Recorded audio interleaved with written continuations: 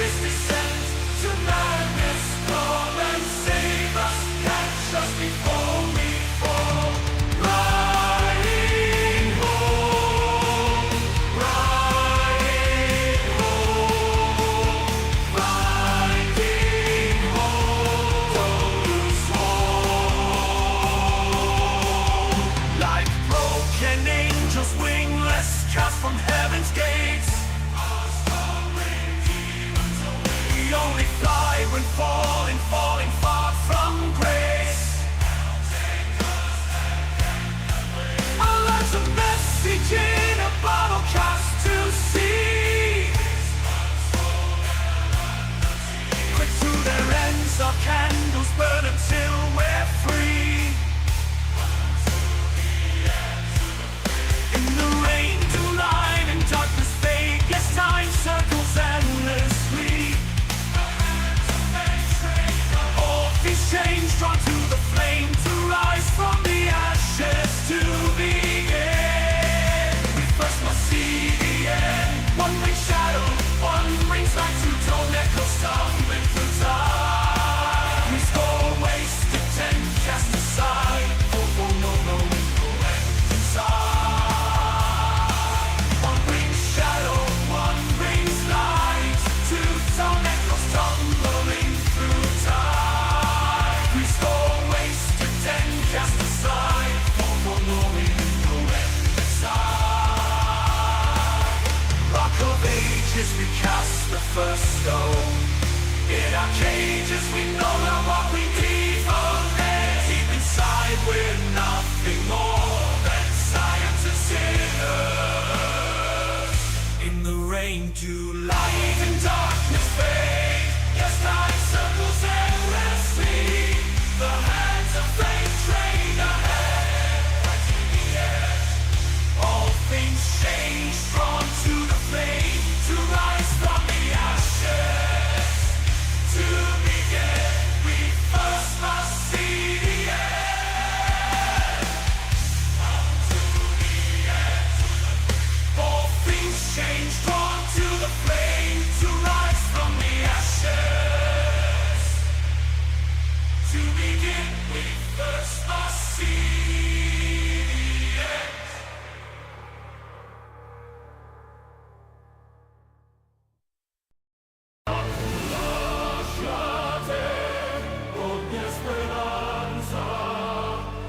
Memories equipped with the weight of fate. Ever we fight, never we fly. Ever we fall, forever we fall. The green deep of the darkness beneath the flood, where all of the proud angels drink to their deeds of blood.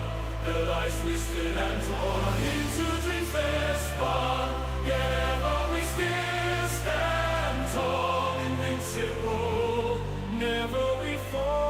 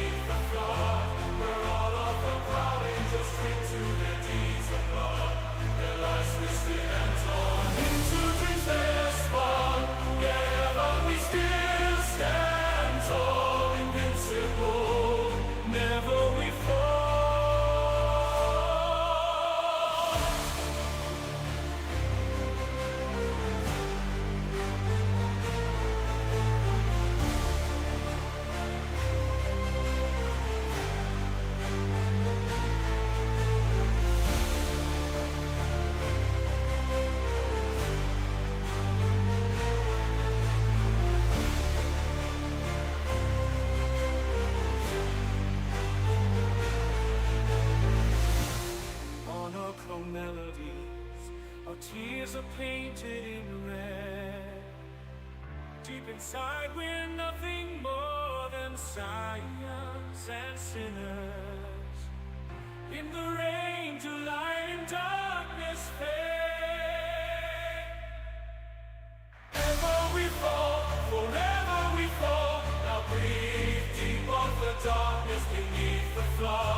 where all of the proud angels drink to their deeds of love, their lives twisted and torn into dreams they're spun. Yet ever we still stand tall, invincible, never we fall.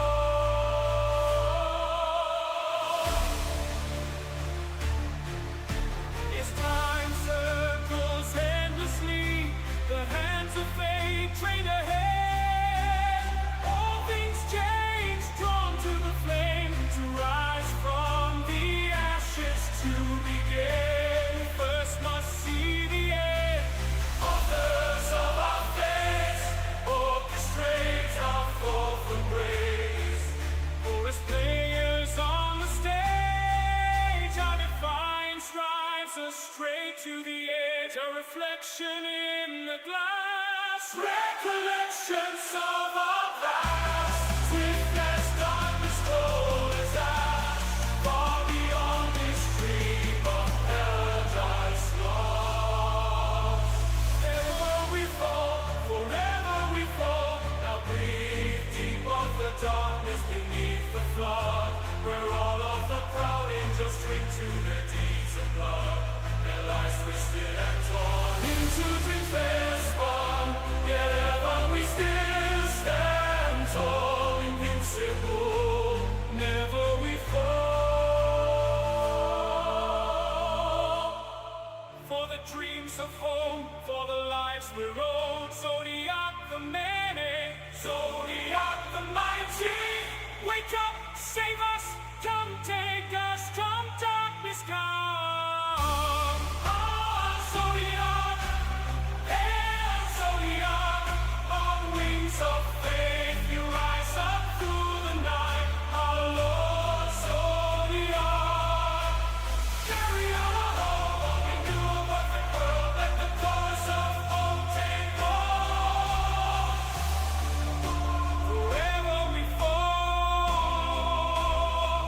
Now breathe deep of the darkness beneath the flood, where all of the proud angels cling to their deeds of blood, their lives twisted and torn into dreams they're spun.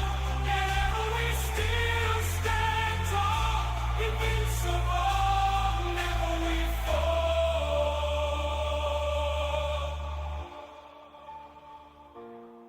Never we fall, invincible.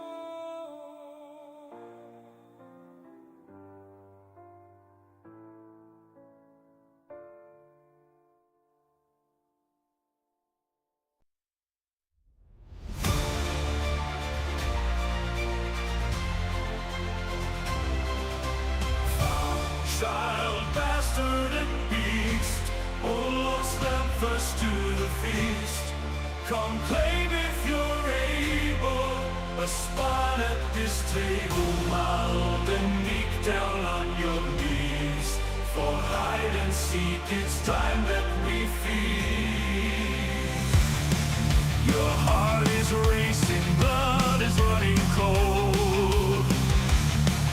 Your fractured will is whispering, far away. Here be lions, say goodnight. With each part does your sanity die, sucking the life out, letting the dark inside. Say a prayer as the light leaves your eyes, or scream all you like, your lightning can't heal. Scream now, scream, your lightning can't heal you. Scream now, scream now, scream, scream to suicide. Don't choke on your pride. Scream now, scream, yeah, I'm gonna watch you bleed.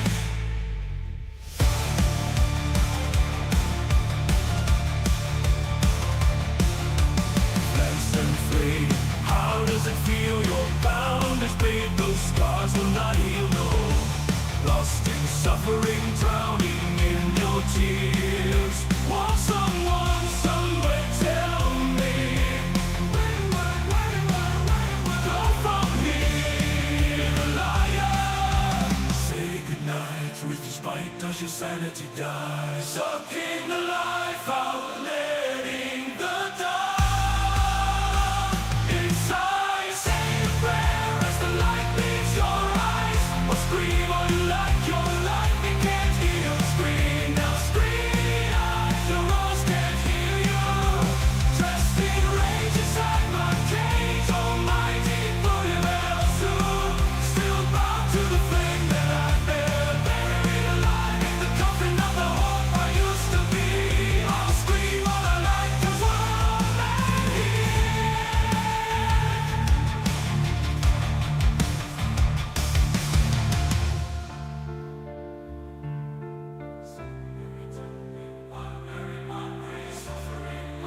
Forever falling into my mind, deeper, deeper. The shadow of hope I left far behind. I'm just a stranger, we all strange inside. You can run, but there's nowhere to hide. So scream all you like, no one can hear us. Follow me, come follow me to mighty Buddha-Belsu, still bound to the flame that I bear. No release, from this empty waking wonderland. Just believe if you like, cause we're all mad here. Scream all you like, cause we're all mad here.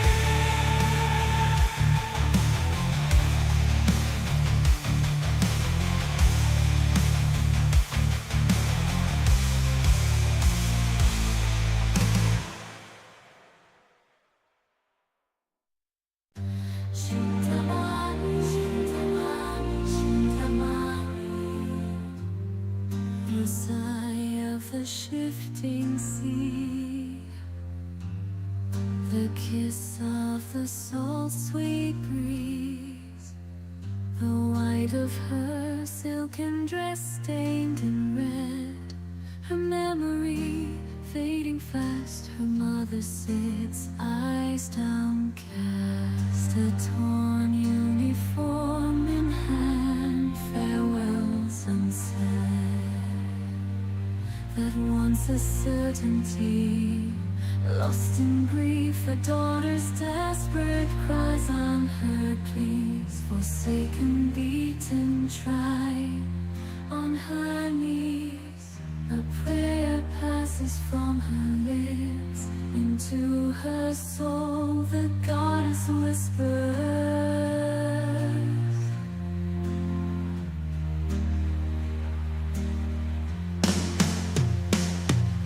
A heartbeat without harmony is moonlight without dark. The heart's of equilibrium with balance will your worried heart. So still this broken melody, and there will shoulder be one last step, only leaving an empty heart down by the sea, empty heart down by the sea.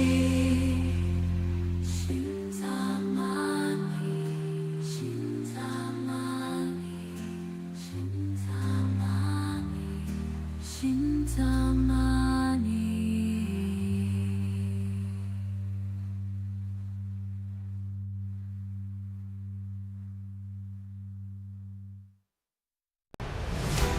Shrieks knife through the deep, natureless creatures perverted and evil. From foulness rise, a vermin tide. Teeth bare, clawing the air, sin like to sin, you the wrath, do not fear you in slaughter's keep. The piper weeps, just wax mark on your back. Here in the valley, your death casts no shadow. Sinners late, comes from the dead. Lay bare, drink clean, ran deep in the bones that feed the menagerie. Burns hot, burns brief, follow till there's nothing left but ash. Dark horizons, white seas, pandemonium from the borders, chaos bleeds, savage nobles contribute. Pandemonium, hear me lions, follow me.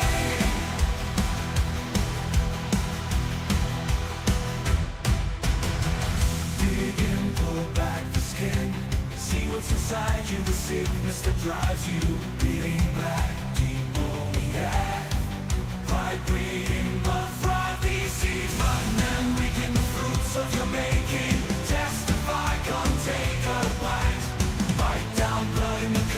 Walking on life as the light slowly swallow and fade away.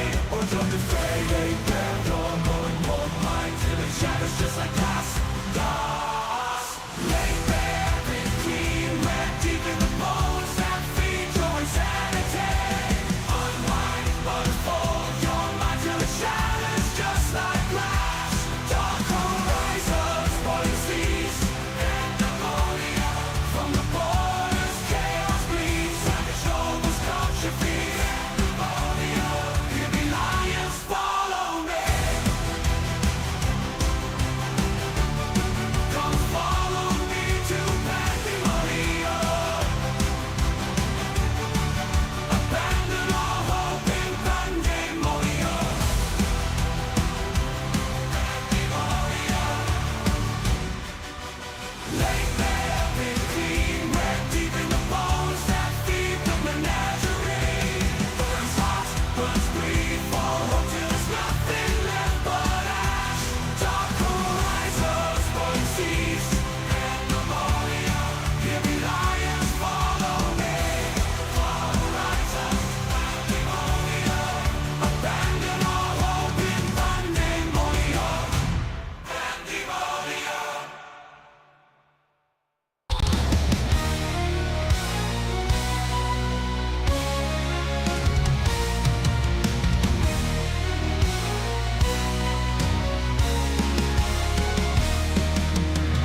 Wanting I lie, too weary to die, too lost to the eyes for saving. My sins claim me, untain me.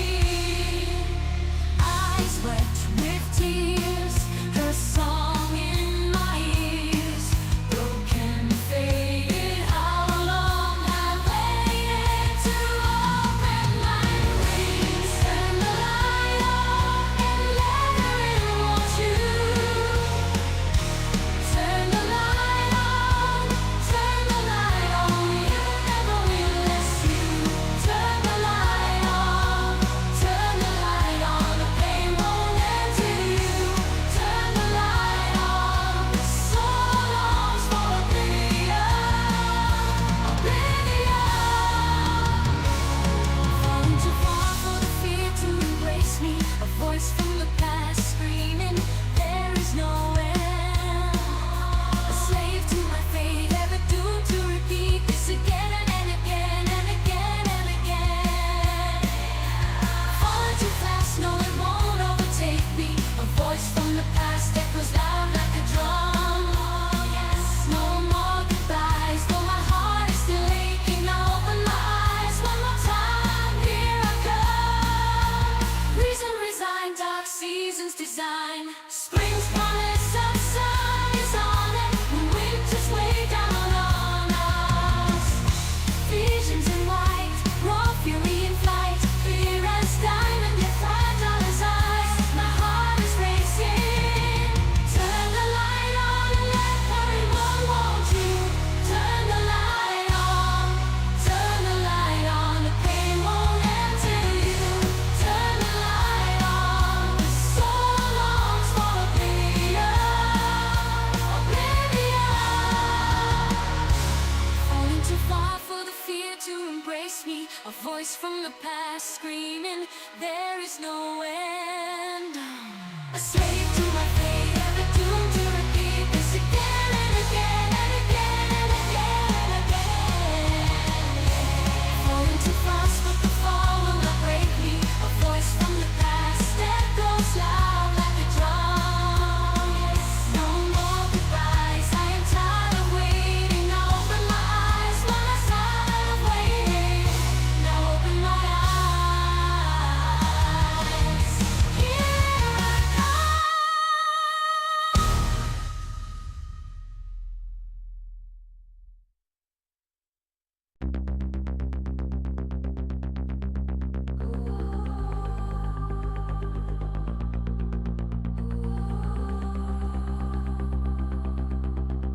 Drifting tender, comrade, heroes ride. Her gallant severed away with the tide. The storm head gathers, come ride, heroes ride. Illusions scattered away with the tide. Why do weathered warriors wander their way where the wanting wonders wait? Hark the herald's anchors away. Here there happens mine escape. Freedom forgone, sinking abyss, comets crumble, Phoebus fades under cosmic clamor decay. Hides a path untaken. Ancient echoes come right, heroes ride. In deafening silence, we'll away with tide. A wave of hazard, come ride, heroes ride. All-in and windward away with the tide. Stellar story, starward be strong, slipping sidewise, see their snakes. Twixt the leaves you'll find autumnus. Missing gods and crossing fades. Freedom surging, shifting ahead. Comets dancing in her way to the cosmic clarions accord along the path not taken. Try to the dead, tread on the road that is borrowed design. Through the sum of the suns do they seek tomorrow? Tonight, tonight, witness them as the end shall begin. What was fine will be light. Falling back, further back, ever back to burn, to come on.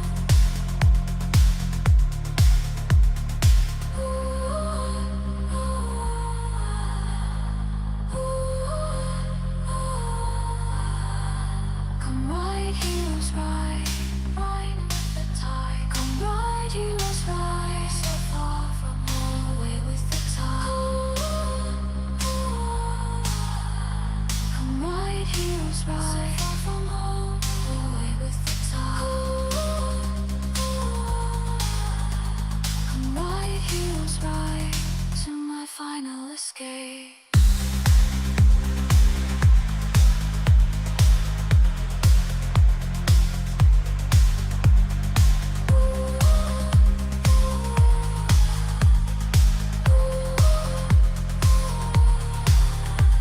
Come ride, heroes ride, ride with the tide. Come ride, heroes ride, so far from home, away with the tide.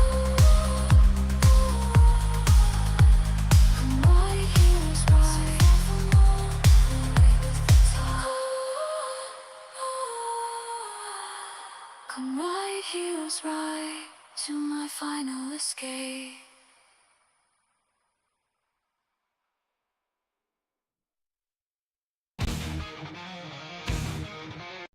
Soul laid bare, foul and fair, every secret, every odyssey. Answers unfold, one with the truth, the divine. By my guiding hand, African stand, I won't be denied. You are mine, you are blind, a fool till the end. Cast down for a more, I create, manipulate. You're kind in my image, my chosen ones. For you the time has come, the sun is setting. Say goodnight. With each bite does your sanity die. Sucking the life out, letting the dark inside. Say a prayer as the light leaves your eyes. So scream all you let go, God can't hear you. Say at night to the weakness that you hide behind. Believing the lies, feeding the fear inside. Never once were you truly alive. So scream all you like, no one can hear you. Life breathing in my thrive, these seeds rotten and reaping the fruits of your wickedness divide. Come take a bite. Life, please resist me no more. Twisted and broken, farewells left unspoken. Journey's end, as all you said. Pandemonium. Here I rise, claim my prize. Every moment, every sacrifice. In Anabaesios, I am the truth, the divine. By my guiding hand, perfected we stand. I won't be denied.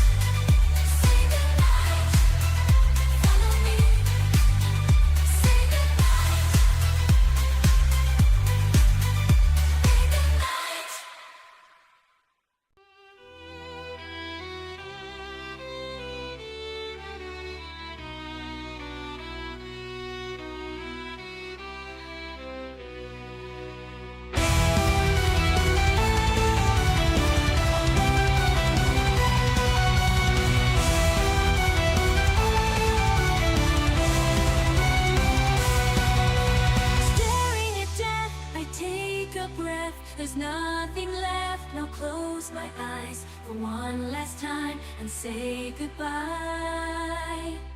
Lying naked while the snow falls all around me, drifting closer to the edge, but she won't have me. Wake up and sweat, full of regret. Try to forget these memories lurking in me, lost in a dream.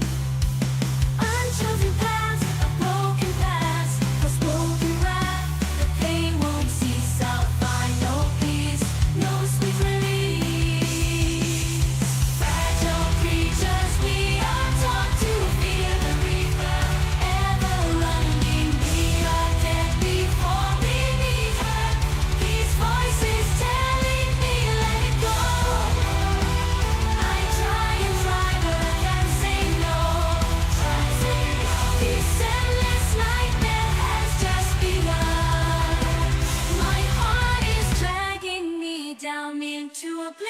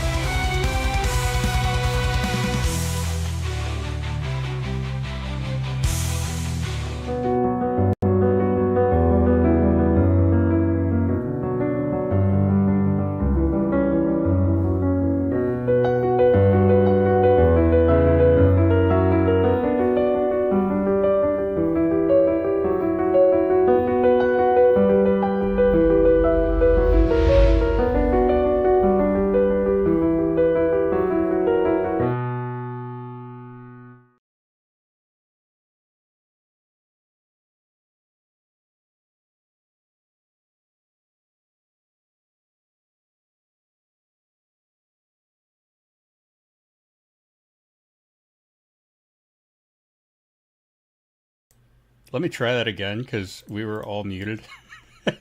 Yep.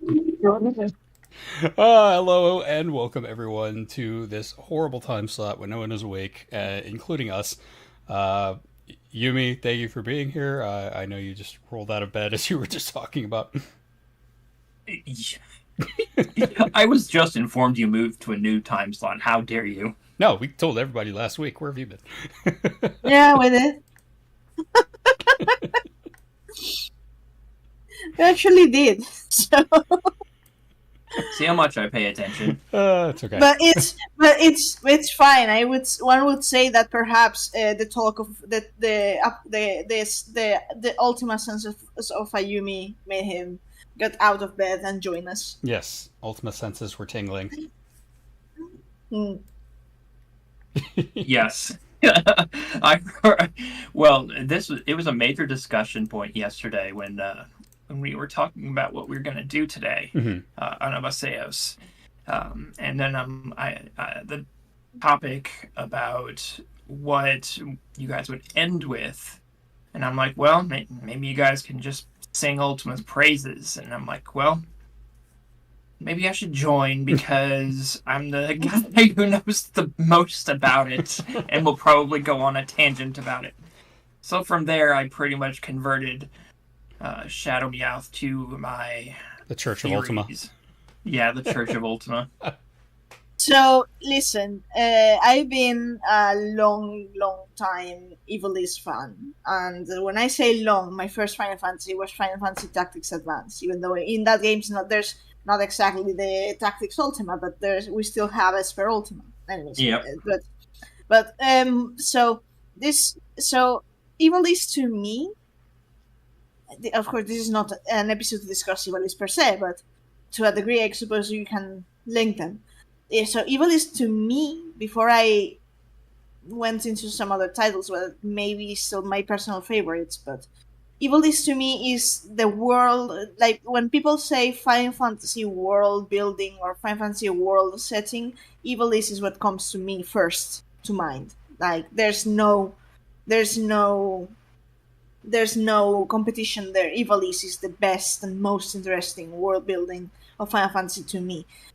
And I say, and I'm leaving 14 aside from this because 14 draws pretty much all of the setting from Ivalice. So it's kind of like saying this, it's the same. We all know how big of a Matsuno fan Yoshi P is. Oh He yeah, is. I mean, He will find a way. So what has everyone been up to? Yumi, it's been a while since we've seen you on podcast proper. I know you and I have both been in the Firefly waiting room for Star Rail. Yeah, that's my new status. Yeah, so I've been busy with like Star Rail and Wuthering Waves. Wuthering Waves has had a very bad launch, and so I've been kind of wandering through the bugs and misfired launch. I feel like it's experienced Fallout 76 growing pains. If any of you remember that, I do. I've actually been playing 76 lately. Like 6 years after I bought it. But I logged back into 14 finally. I was not affected by the payment processing error debacle that only affects the United States apparently. It hasn't affected me whatsoever. It's just same. payment after payment after payment, and nothing was. I didn't get any message. Yeah, same. My retainers were gone though, which made me very sad. So I have to reinstate that. But yeah, we had the media tour come out this week. It's been interesting. I feel like I don't know. I feel like there's been a little bit of information, but not really a lot. It's just a lot of people talking about Dawn Trail.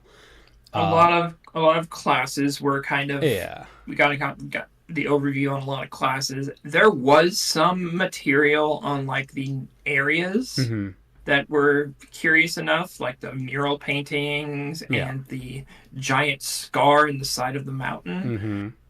But nothing huge, nothing to base a whole episode on. Exactly. And I'm still remembering when the Endwalker lore tour came out and Rook was part of lore tour, media tour, and Rook was part of it, and she went around Thavnair and Garlemald and basically broke down the meaning behind all the areas and all the stuff like that, and I was like, that was cool.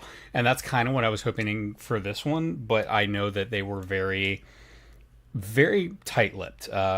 They didn't have any regular NPCs down. They didn't have a lot of things enabled that were normally enabled. So yeah, they were very, very, very strict on this NDA. I didn't even know that they were doing the media tour until things were announced the other day. Oh, wow. Yeah, no, that happened the 15th of last month. So it actually was a really long embargo from when the media tour happened. It was a really long one. So, no, it's great. Really? I just heard, because whenever I would, ask or look around for people who may or may not have been invited, I know a couple of people who definitely were going to be invited, but they were so tight-lipped about it, they couldn't, even say, oh, I can't really talk about it, or, I don't know, I haven't gotten any information. They said nothing about it. So I just assumed that, it's upcoming. We'll hear more about it. Yeah, for sure. And hear about it we have. Hey, Rhapsodic. Right, Saturdays now. Hell yeah. Yeah, exactly. Glad to have you. I'm here. Yeah, I know. Even Ayumi's here. So clearly it's a time frame that works better.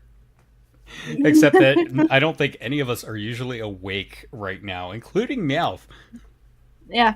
No, I'm usually not. I usually wake up 20 minutes from this right now. 20 minutes. Usually it's like hours for me. I woke up at 6. We'll six. set your alarm for you. Yeah. But, yeah. So, other than in HSR and Wuthering Waves and other Gacha Hell games, Yumi, what have you been up to? Anything 14 related, aside from saying, I will probably keep playing this game when Dawn Trail comes out? Yeah, HSR is so good. It's beyond good. There is no other. It should be a normal game. It should not be a. It should just be a. It should be a terrible game. It's a gacha game. It's a mobile game. Why is it so good? Why is it so good? Yeah, in 14, I'm pretty much. I'm not really preparing for Dawn Trail. I've just kind of been socializing and just kind of doing my own thing. Yeah, that's fair. I Um, started making room in my inventory this morning, oh no. prepping for that, clearing everything out. What else?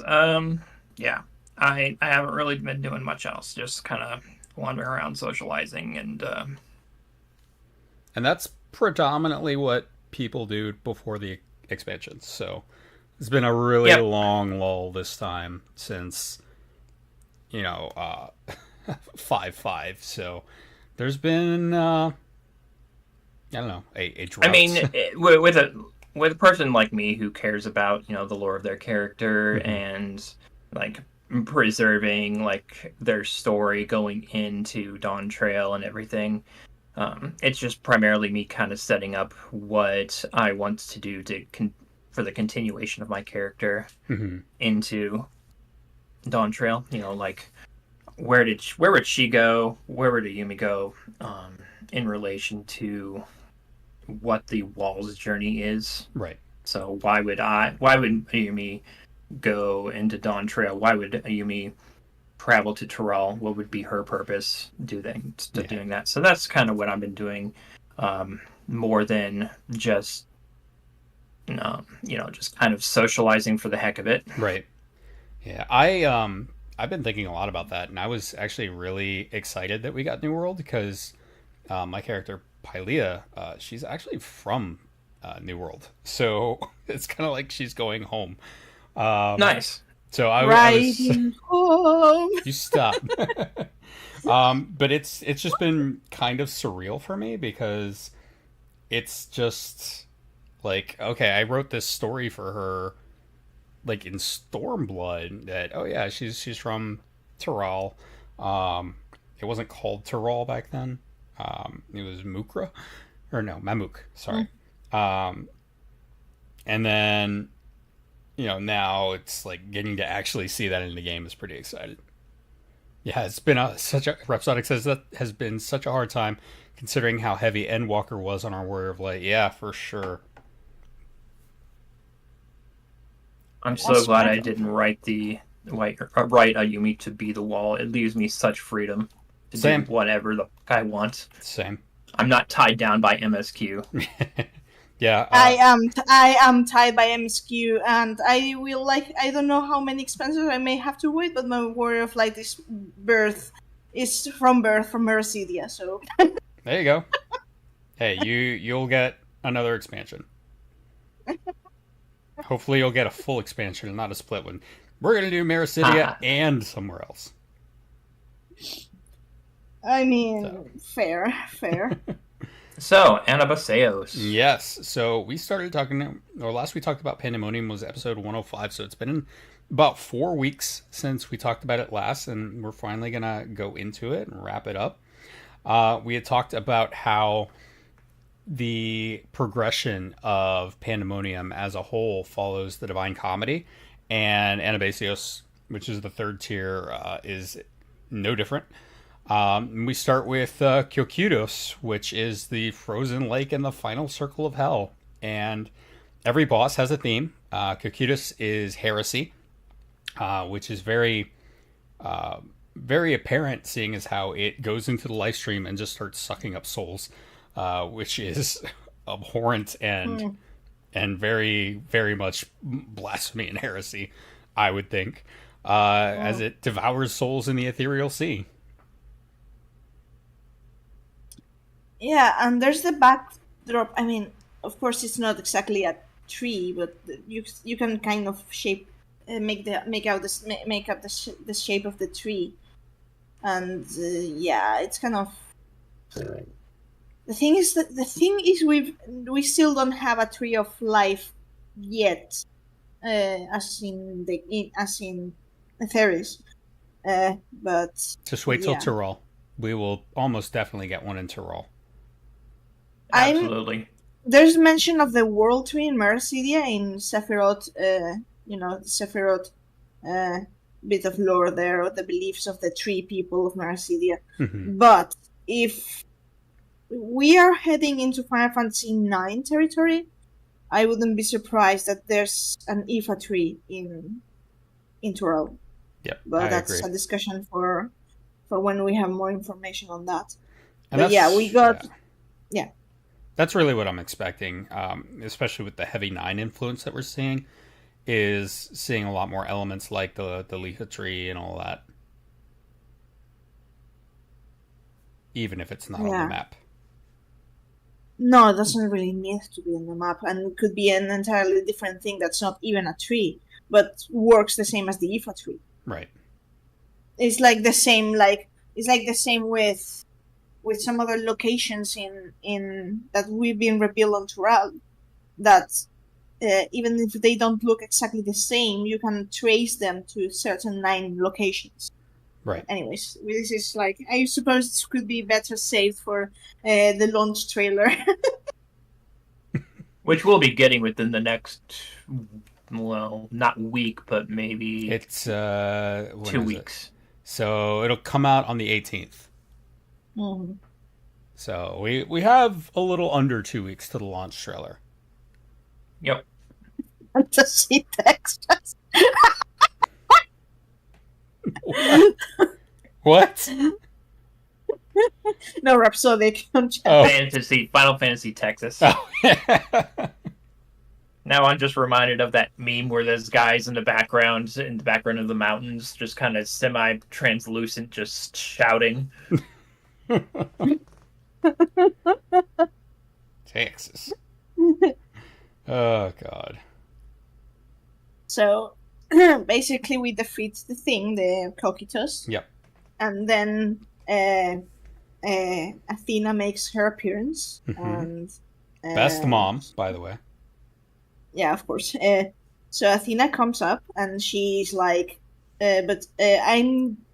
she's basically trying to gaslight everything she's done. Yep. And basically go, and you know, all of that, like all what I'm doing is is like my life's work for the greater good. Right. Paraphrased. And then she pulls. She basically takes 2 souls and decides to imprint Eric and Habrea on them. Mm-hmm. So, yep. not exactly the most ethical thing to do, but at least I suppose it gives us the chance to interact in our age with Eric and Habrea. Mm-hmm. So, which great that that La Habrea gets imprinted. Curiously enough, La Habrea doesn't seem to have any memory of our encounter in Praetorium. And my theory for that is that by that time, La Habrea, as we knew him or see him here, had kind of ceased to be. It wasn't him anymore. It was full-on Hephaestus. Even though it's part of the same soul. Yeah, I don't know. It's hard to explain that for me, and even harder is explaining how she got Elidibus' soul, who not only was absorbed on the first, so never went into the live stream, burned up all of his soul ether in order to send us back to Elpis. And even if the soul had survived, it would have been on the live stream in the first, not on the source. And we theorized in Shadowbringers, and it got confirmed in Endwalker that the live stream was also sundered, and it's not easy to cross between them. So that's fun. So on that particular point, I am willing to be open-minded in the sense that the Crystal Tower on the first is said to be connected with the live stream. So the ether that's in the Crystal Tower, we can. I mean, it's returned to the ethereal sea, which is one of the reasons that the Catman was not sure that perhaps Elidibus' soul was still in there, because he could have been returned already, you know. So the thing is that the twinning is a weird place. That's true. Because it's like there's like a rift like underground that I mean, even the interior is called the underworld, which is the name the ancients used for live streams. So there's that. Yeah. So, and it's all messed up down there to the and there's the rift that was caused by the merging of Alexander and Omega's magics.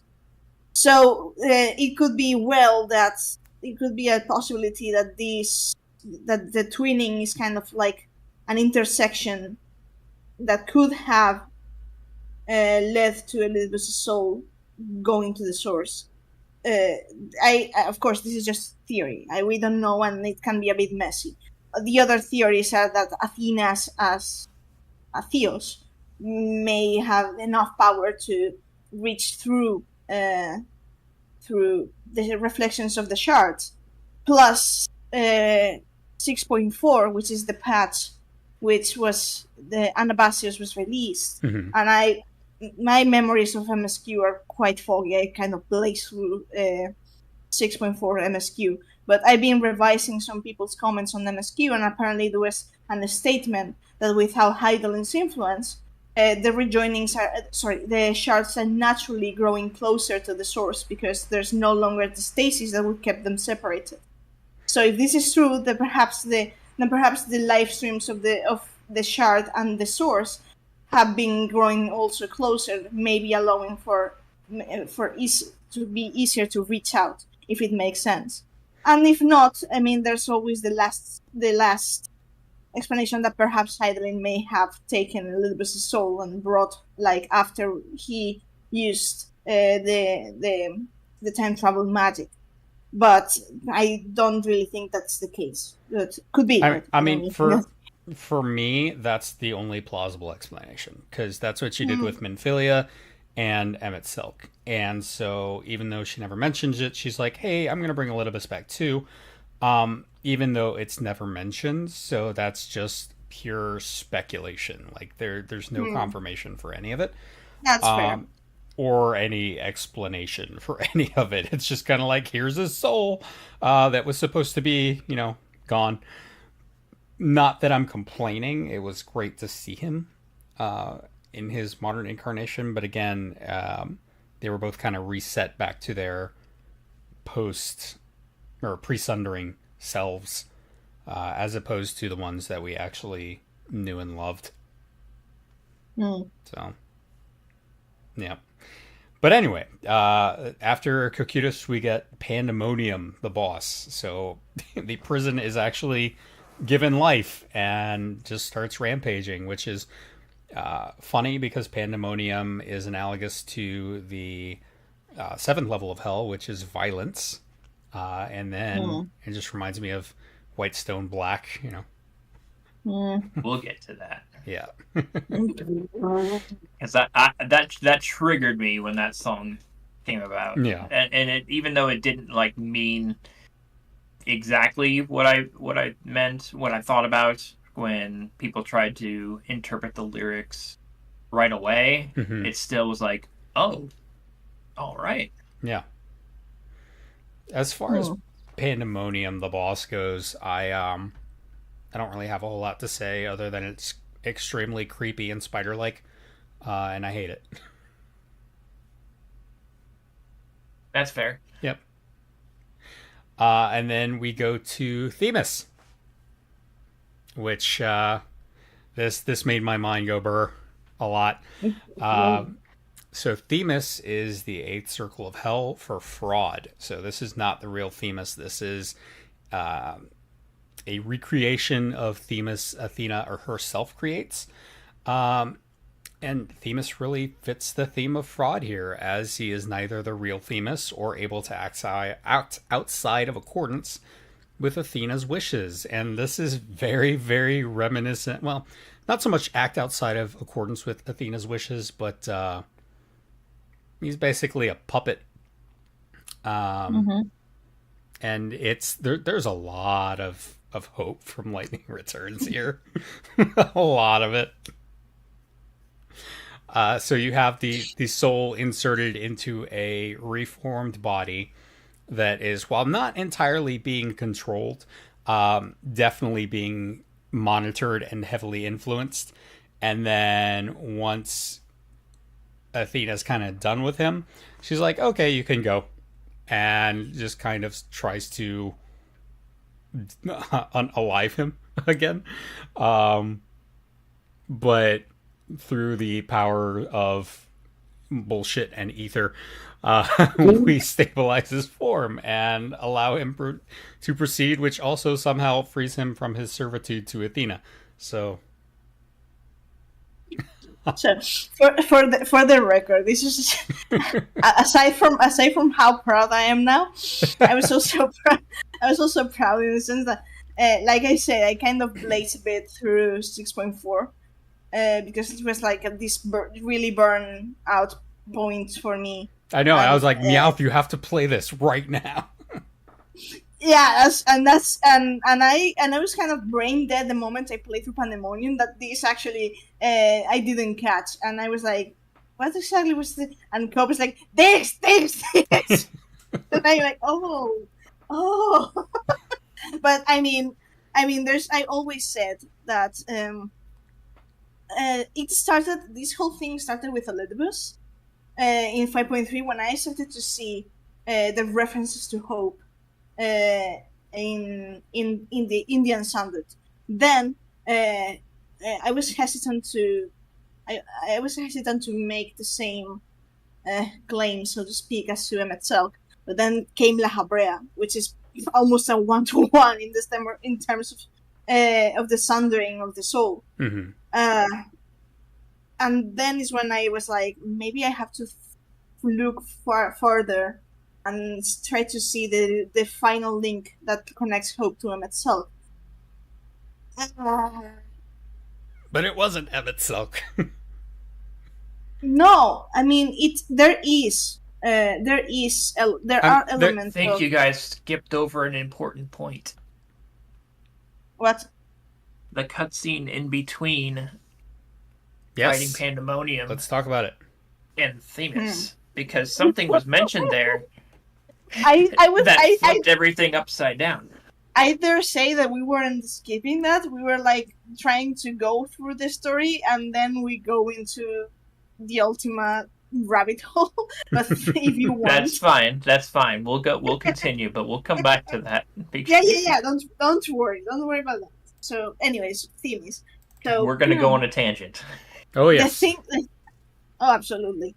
I was really, and I really have to. When the art book was released, I was eating the concept art of the convocation room. There's also many comments being comments and be like, if this is how the convocation room was designed, well, maybe they had megaphones to talk to others across Right. the room. But I can well imagine that the convocation had this covered, and either the room has great acoustics, or they could entirely have a spell that enhances their voices. It has ether boosted acoustics. Yeah, it can be both. And basically, with the I was looking at the Encyclopedia Eorzea, the how the circle of the crystals for the seeds of the convocation was rendered in the encyclopedia, and I think if you go into the arena, you can pinpoint which seed belongs to who. Mhm. If you follow the circle. Yes, indeed. Yeah. So, anyways. So yeah. So we were talking about the cutscene. Oh.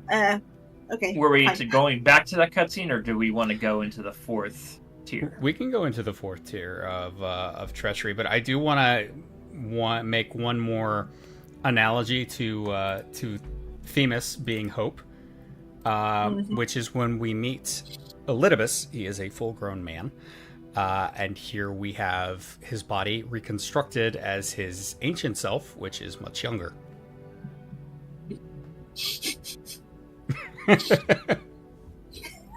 I really, really, really infected you like Ultimate.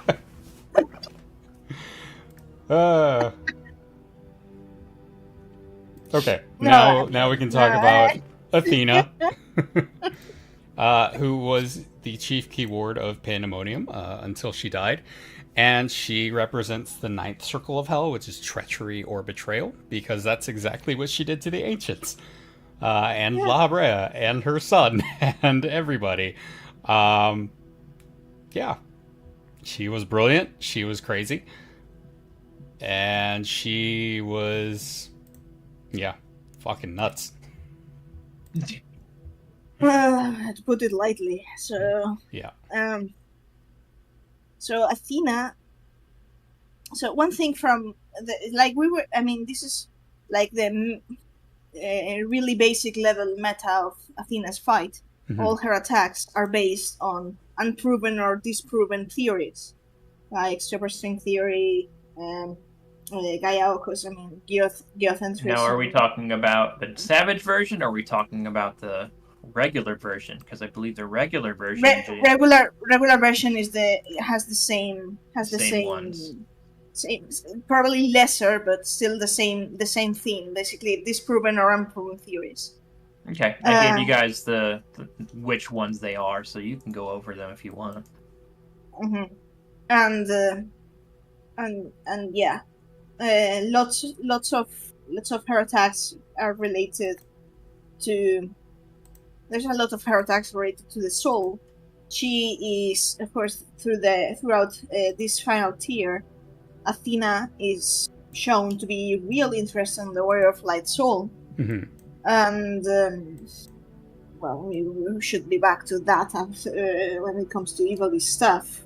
Yeah, But- I'll even go over the attacks themselves, and this will, like you said, this will be shared between normal and savage. Just let me know when you want me to kind of cover those. I haven't done Savage, so I cannot speak to it. It's fine. Well, I linked them, so. So, yeah, Athena's attacks are unique, like Meowth's because they are named after proven, disproven theories in the scientific world. A couple of them I'll go ahead and go over. Super chain theory is a synonym of superstring theory, which is short for supersymmetric string theory. Superstring theory is an attempt to explain all the particles and fundamental forces of nature in one theory by modeling them as vibrations of tiny supersymmetric strings. Totally thrown out the window because no experimental evidence remains as of now. Mhm. Geocentrism, Gaia-Okos. The idea that Earth is the center of the solar system and not the sun. Current models are based on heliocentrism. Caloric theory. The idea that there is a physical substance that controls or is the reason for heat and cold flow. Thrown out for thermodynamics theory. Classical concepts. The idea that complex thoughts and concepts are given classical analysis, which is a proposition giving metaphysically necessary and jointly sufficient conditions for being in the extension across possible worlds for that concept. It's like explaining quantum mechanics using 11th grade physics, which in practice always fails. I love that. It's the ultraviolet catastrophe. Right.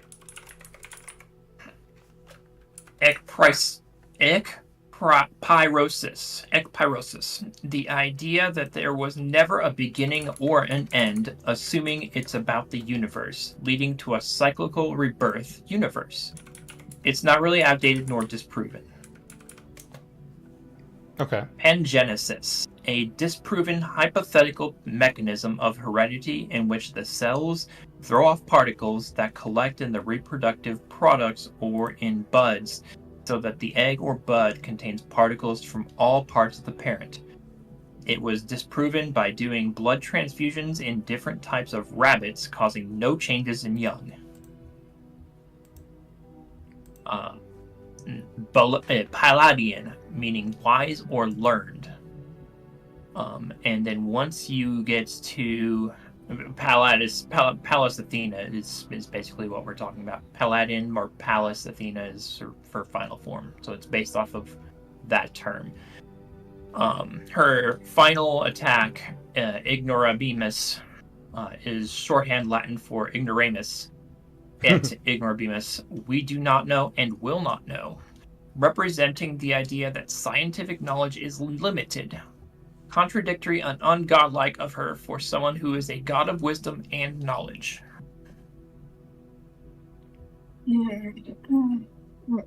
Those cover just a couple of her attacks in both normal and savage. Interesting. I pretty much broke everyone's mind. No, I mean, we would discuss this earlier. The thing that's kind of occurred to me, in a sense, is all of these are proven or disproven theories. Most of them were thrown out the window or named something else because it was proven elsewhere in the scientific world, but named something else.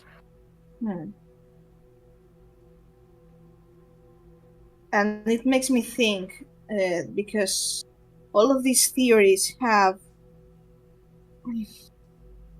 I will have to go one by one, but basically I feel like these theories, disproven or unproven in our world, and the combination with Athena's final enraged ignorabimus, we do not know and we will not know, which sometimes it's used as to say that human knowledge is limited by by the nature of our existence and the limitations of what we learn, and these things are something only reserved to know to the divine, which also exemplifies that Athena herself, even though she calls herself a theos, a god, she is not the real god here. She is... Well, of course, and she called herself Pallas Athena, and Paladin is Latin for wise or learned. And it makes me think, if this is all about unproven or disproven theories, like, for example, the thing that there was never it was an ekpyrosis, right? The one that's like not a beginning or an end of the universe, but it's a cyclical rebirth. We kind of have a contradiction to this one. As for the Ea, who said that, who basically tell you the story of the Big Bang and the heat death. So, which one is actually true in this universe? Because in our universe, we know that this is at least unproven and the worst disproven. But in the universe of 14, can we say that it works the same? So, right, and there was a footnote there that it's not really outdated nor disproven, so it's not completely thrown out the window. It could be real or it could not be. There's no concrete evidence that it's wrong. Because for example, the classical elements, we laugh at the footnote of trying to explain quantum physics by 11th grade methodology. But what is the elemental wheel?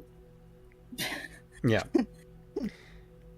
I would say that if we looked at the science of, for instance, say the 1500s, we point and laugh at it. And I think that a lot of our scientific principles today, while most of them rooted in actual science, I think that people are going to laugh at some of these theories in a few centuries. Absolutely. Yeah. But basically, the whole point about this is, and then there's of course the savage transition, which is basically Athena be like, so if my theories are wrong, then I will twist, I will turn upside down the world in my image, so they will be true. Yep. Cracks open the stone, cracks open a cold one. Yep. Mm-hmm. And that's when And that's when the Tactics Ultima theme starts to blast, and yeah. That's when Ultima starts bleeding out, because Yeah. then she starts quoting her attacks. Mm-hmm. And that's when she doesn't no longer become her vessel. Then she starts becoming her. Hmm. As you can see with her form, she starts gaining these tentacles and this kind of eerie, like, old god eldritch form. Hmm. Which, of course, if you go back and kind of look at the history of what Ultima is in the 14 universe and what Ultima is in the Tactics universe, in the 14 universe, she is described as more of a parasite. She wasn't given a sense of self, at least until the Age of Ivalice, which took place between the 5th and 6th eras. Around that time. I absolutely love that we all disagree when it took place. Because I know Foul says it's the 2nd. I put it in the 4th, and you're saying around the 5th or 6th. It's like 4th, 5th, or 6th. Yeah. It's around the time of the Great Ice Age. Yep. I would say it's right before it. And mostly, But I would definitely say that it's after Alec fell. Yes, I agree. And I mostly attribute that to the power of the church in the 4th era, which is very reminiscent of the one from Tactics. Yes. So, anyway, I would say earlier myself, because of Bodzia having the blade made of orsite, which may have implied that it could have been a relic from Ivalice. No, yeah. Mhm. No, yeah. But anyways. And I mean, Ultima and Oristite go hand in hand, because when we go back to the Ivalice raids, she, at the beginning, when we initially come across her, she is making Oristite and just dumping it on the ground. yeah. Now, she considers Oristite to be just baubles, to be just trinkets, to be something completely, she disregards it. Yeah. She doesn't really care about it. It's not something that she will, use really as a tool. It's a byproduct. She creates it, they pick it up, and then suddenly they lose their minds. Yep. But in the cutscene beforehand, she describes it as that which can be yours, can grant all your desires. You need but will it so. Mm-hmm. Just pick it up, because she knows that Athena before picked it up and lost her mind. It'll work the same now. Yep. But Gamnon had that happen before, and his desire was to kill Garleans. Well, what happened was, when he picked it up, he saw all of us as Garleans, Yep. and lost his mind. Yep. But he got what he wanted. He did. And I remember even later on, you ask La Habrea, what is Oracite? Every Yeah. single person that has picked up an Oracite, at least born from Ultima's origin, Mhm. has turned into a monster. And Yeah. it is proven throughout the Ivalice raids and Bosia. Because Mm-hmm. there existed a church sect in the Ivalice times that worshipped Ultima as their god. There were two churches, the not Light of Kiltia, but let me go back to the notes. What was it? Can you continue talking? So I do want to say, when you ask La Habrea where Athena found the Oracite, he says she was never forthcoming as to how she found the crystal, but came to believe that it originated outside our star, but could deduce little else. And from what we know of Ultima is not beyond our star, outside our star, which is Ultima is an interdimensional creature, not a space. Oh, she's an extra dimensional, not inter. Extra dimensional. Thank you. So she comes from beyond the 6th dimension, or whatever. Yeah. In other words, an example of an interdimensional being would be Midgard-Sormer. He has the Yes. ability to exit and enter different dimensions, which explains how he got to the source anyways. Same with Omega. So those are examples of interdimensional beings. Right. Whereas Ultima has the ability to traverse beyond that. Right. As in enter dimensions beyond dimensions. She has the place to go. She has the ability to go into the spaces between spaces. I wonder if Ultima's a rift creature Could be. and was just wandering the rift and just popping into different dimensions and ruining them. Yeah. I said this yesterday in our admin chat, but she is so reminiscent of N'Zoth from WoW, in that if she was left unchecked during the time of the Ancients, she would have created what was called in WoW known as the Black Empire. Yep. Mm-hmm. I believe we actually talked about this. If Ultima had been allowed to continue, even if Athena was dead, that my argument's been for a while now that Hermes actually inadvertently saved humanity by causing the Sundering because of Ultima. Had Ultima not been sundered, that would have been it. See, that's questionable, because was Ultima sundered? Was she sundered technically? I want to say yes, which means that there's more of them. Because so the Heart of Sabik was obviously not sundered, which is why Athena presents as a fully unsundered soul. But Ultima was not part of the Heart of Sabik. Ultima created the Heart of Sabik. So I like to think that something that powerful would not have been defeated in a 24-man raid. Like this was, even sundered, Ultima was insanely powerful. And 3 sundered souls would not have been able to fully seal Ultima if Ultima had been unsundered. But the Ultima we fight in Ivalice is not exactly... right, it is a primal version of the original, which was sealed away by Hydaelyn. Yes. And the way I described it in layman's terms is Ultima came knocking at Hydaelyn's door, then forced herself in, and then Hydaelyn locked her in the closet. Yeah, Hydaelyn was like, nope, get out. Instead of throwing her out of the house, she locked her in the closet. That's where she's been since. Yep. So we still have to deal with actual Ultima. Yeah. Which is something that I can't wait for people to say and see, because when she comes back, everyone's going to be like, oh, reused bosses. Oh, 14 just can't get rid of Ultima. No, there's a reason for it.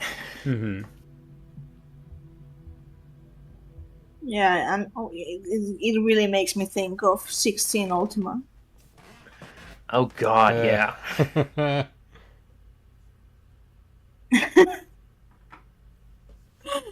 Ultima is like Team Rocket. You can never get rid of them. Like the parasite. And that's what makes her so dangerous. It's like an extra dimensional parasite that wasn't actually like given a sense of self-awareness until people started worshiping it. Yep. Like it went against the most powerful deity in existence in times past, got sealed away. People then became aware of who Ultima was somehow. A person known as Saint Ajora, who was amazingly, who was a warrior of light. Yep. So interesting, because being a warrior of light, you would have that kind of tempering protection, that traveler's blessing. God. Yet, you go after this being and begin to worship it. Start a following called the Sect of Germanic, who, by the way, is still around because in Bosnia, they are seen handing out Orosites to the Garleans, and the Garleans begin to turn into the Lucavi. So they are still around. But going back to Saint Ajora was a warrior of light who began to worship a god other than the one that he was blessed by. And suddenly now you have a brand new primal brought into existence who, I don't know who or how many people or denizens of the star she tempered, or if it was tempering at all, even, is what you want to call it. I would say tempering was definitely it manifested in a different way because so here's the thing. Tempering basically starts by the way I understand this. Tempering starts with Ultima's influence, and it could lend some explanation to the seeming contradiction between Emetzog saying Zodiac tempered us and the Loperites saying no, but they wouldn't have felt anything else than a little tug at the Earther, right? Because I could say that I couldn't understand this as the intention or the design was meant to not affect the Ancients' ether. But if there was something mixed on them in the design, and unknowingly to both the Convocation and Vena, who later borrowed the same blueprint from Zodiac to design Eidolon, if there was something that snuck in there, it could be where the infection truly started. And of course, it would have spread, and it could have led to tempering us to how we understand it today. That not just affects and polarizes someone's ether towards a certain element or polarity, but also affects their desires and makes them attuned to the object of the summoning, which is, like, I think it's the real point here, that when we see the whole Athena infecting La Habrea, it's about attuning to basically Ultima, well, Athena, but ultimately Ultima, kind of redundant, but the purposes, you know. So this is just just hypothetical, but so imagine that that tempering is something induced by Ultima, and she infects with it Athena. Athena passes the cognition hazard onto La Habrea, who cuts the Hephaestus, the infected part, and contains the corruption. But then only through his whole powers is he able to dispel Athena's corruption. But perhaps he couldn't purge himself, you know. And then he is the leading authority in phantomology, which means when it comes to creating these entities, he was likely the one who had been in charge of design. If somehow Ultima's infection manifested through La Habrea's design and blueprint of Zodiac, then this also was passed on to Eidolon, and Heidolin's ether per se may be corrupted. Then what makes the warrior of light who carries, yeah, I know the blessing of light it's a traveler's word, but still it's her ether. if it's corrupted ether onto us, what makes that of us? If it makes sense. Does that make sense to you, Cobb? No. In other words, the corruption was passed down through the ages, Yeah. basically. Yeah, I can see that. I mean, of course, this is just theory. This is just It's conjecture, speculation. But it's the thing that.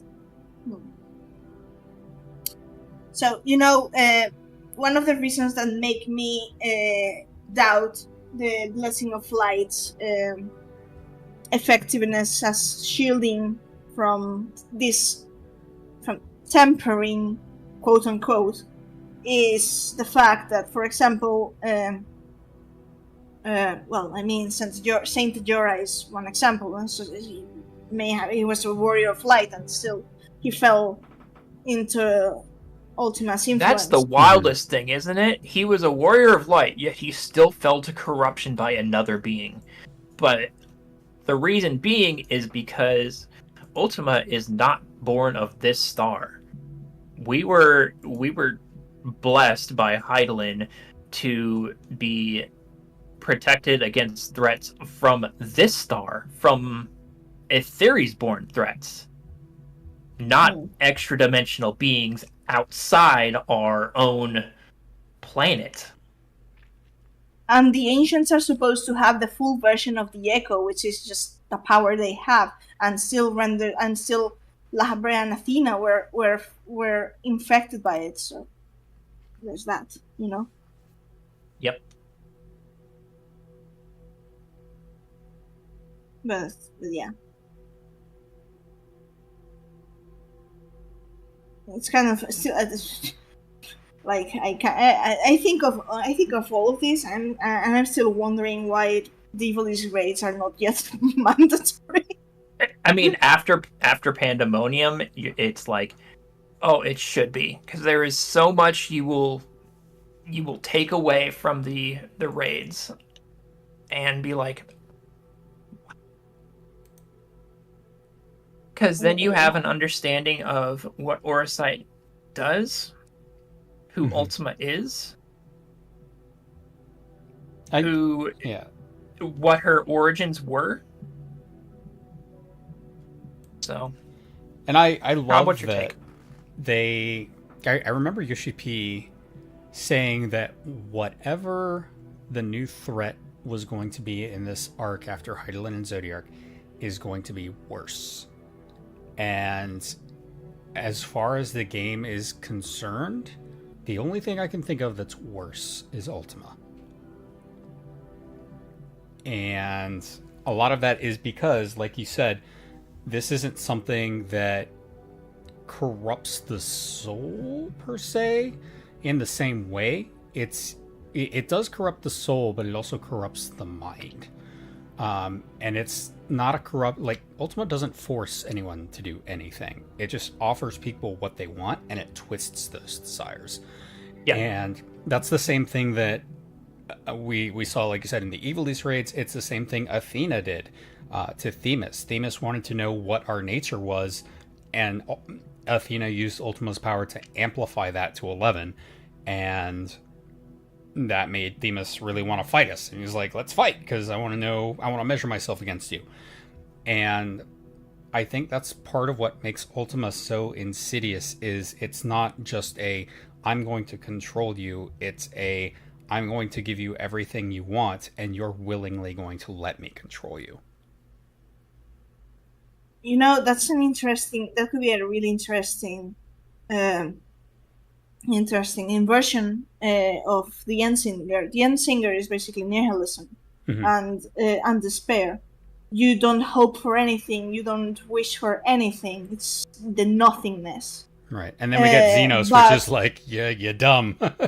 It's freedom. Yeah. But then, if this is how Ultima operates, she could well be using that which, as of now, is the people's strength, their wishes, their desires, their hope. So It's how she operated in the past and how she will continue to operate. Because when she created the Heart of Sabik, look what it did to Athena. yeah. And that's like when we basically fought despair. How do you fight something like hope? If it were the case, if it makes sense, It's fighting the exact opposite of what we fought. Like, you're fighting in Endwalker, we fought against despair itself, right? Flip that. That is what Ultima does.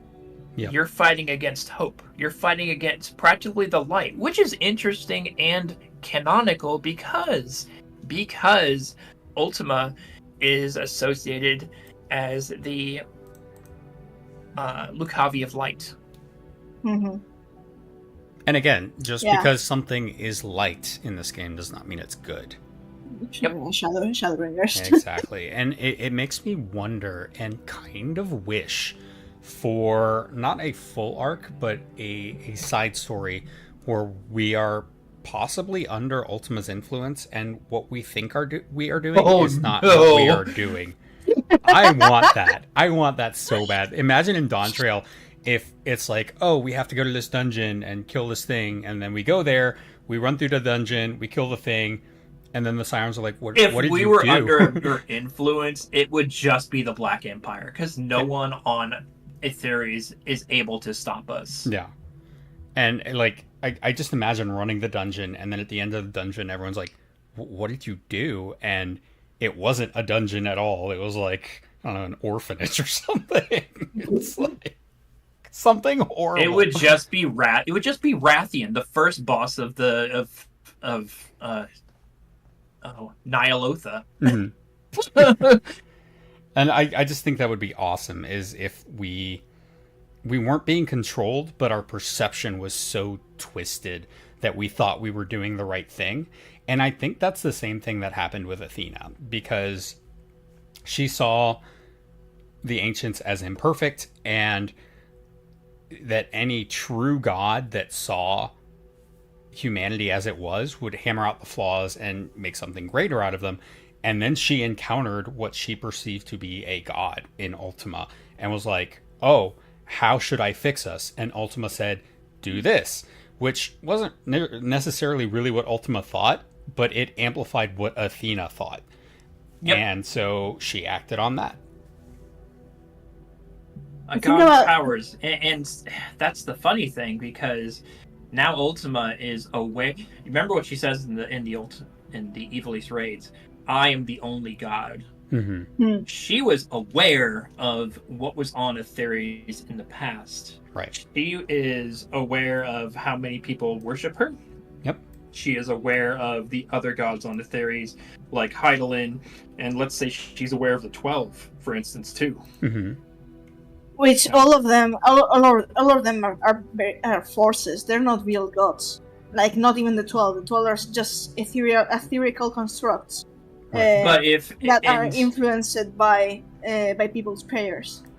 Right, but if she is aware of that and she intends that to be plural, then that's scary. Oh, it's terrifying, because that's a weapon that's really hard to fight. Yeah, hazmat suit's not going to do anything against Cthulhu. Not against the parasite that controls the mind. Yeah, and it's the thing that it's not necessarily that it controls the mind, but it lets you. It makes you succumb to the will of Ultima by deceiving you. It gives you everything you think you want, and then amplifies that. So you think that you're acting on your own free will, but you're not. And that's what's really insidious about it.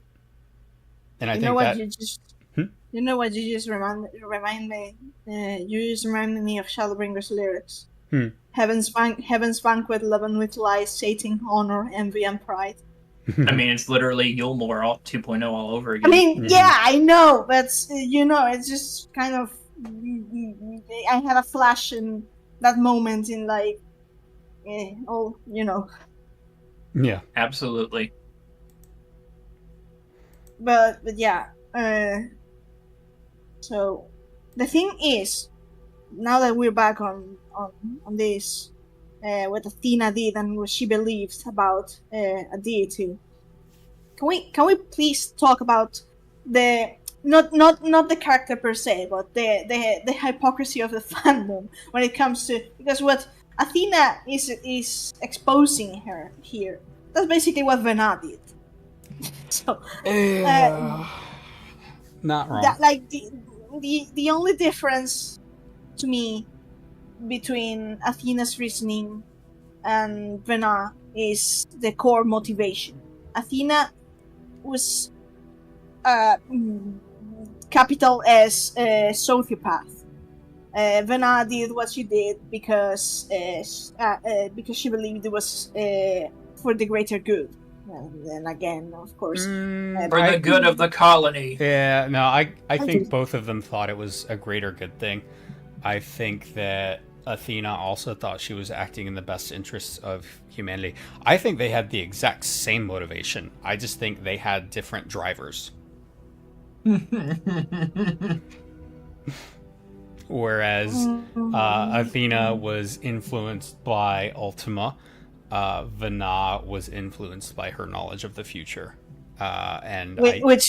Which, by the way, her knowledge of the future is based on what we told her and Metzelk and Hitler, which is not the detail. I suppose not the detail thing.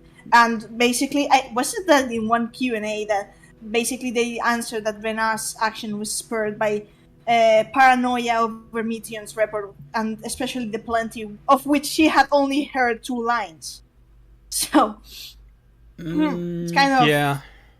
I don't know if I believe that. What always bothered me about that entire sequence, as much as I love it, is we literally handed Vana the blueprint for the Sundering.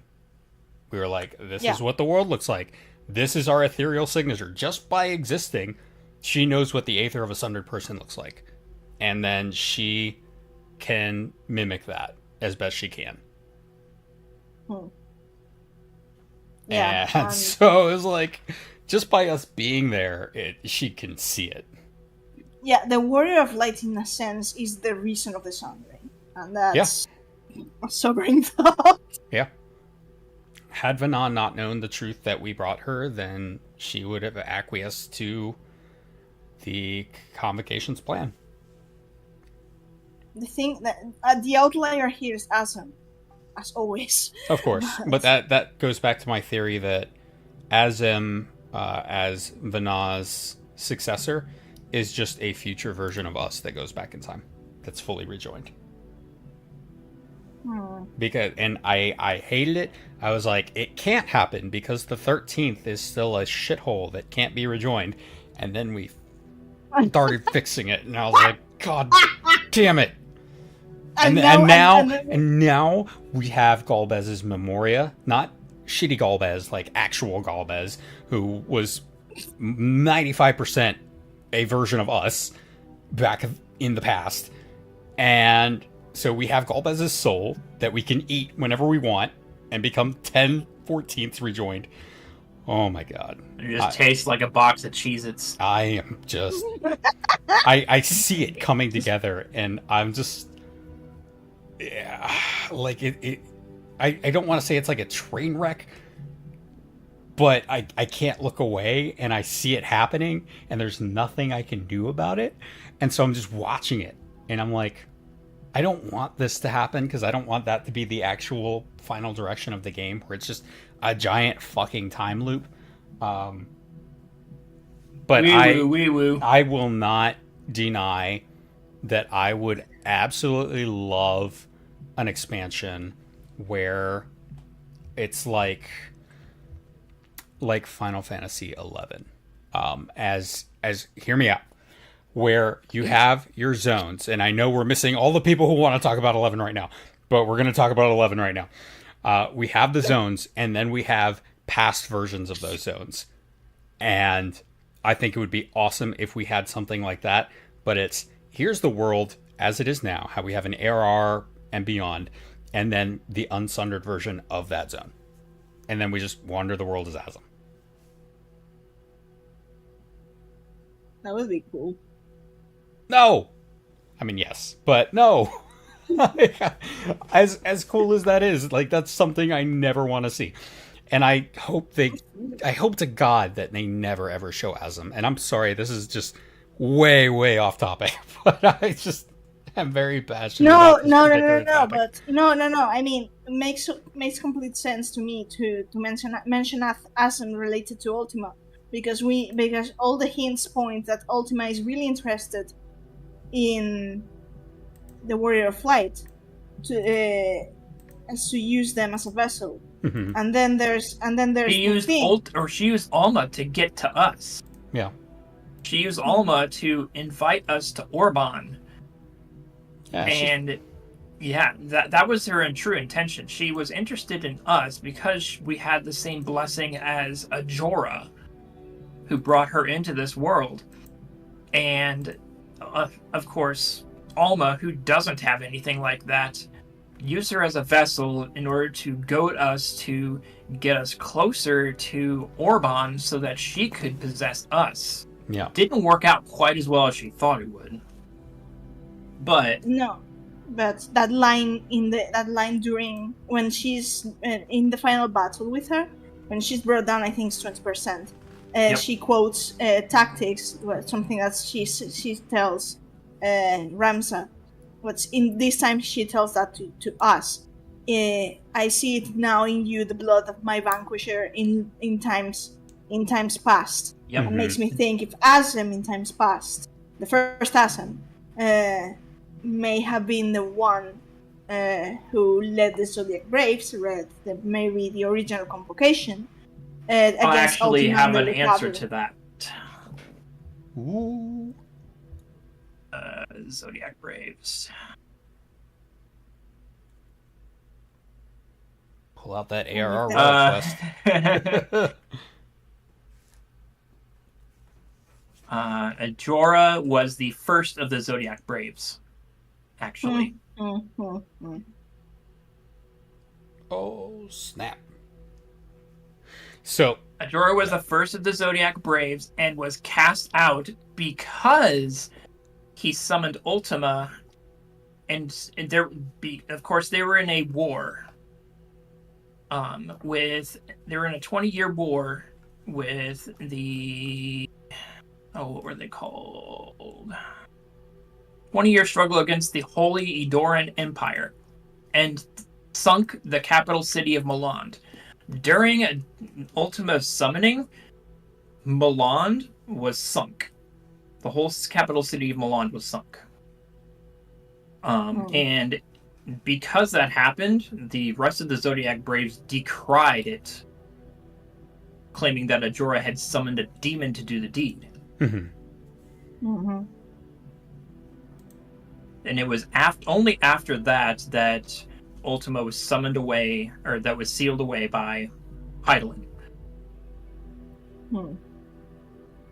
You'd think she would have done it before that. Well, here's the thing. That was the first time.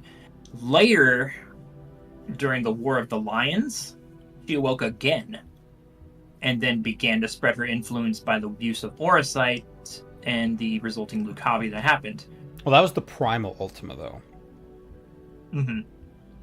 And then she was then confronted again by Ramza, who sacrificed themselves to ensure she remained sealed in the remains of Milan. All these things basically makes me think of Ultima as these things we've thought about against Ultima. It's just, if anything, at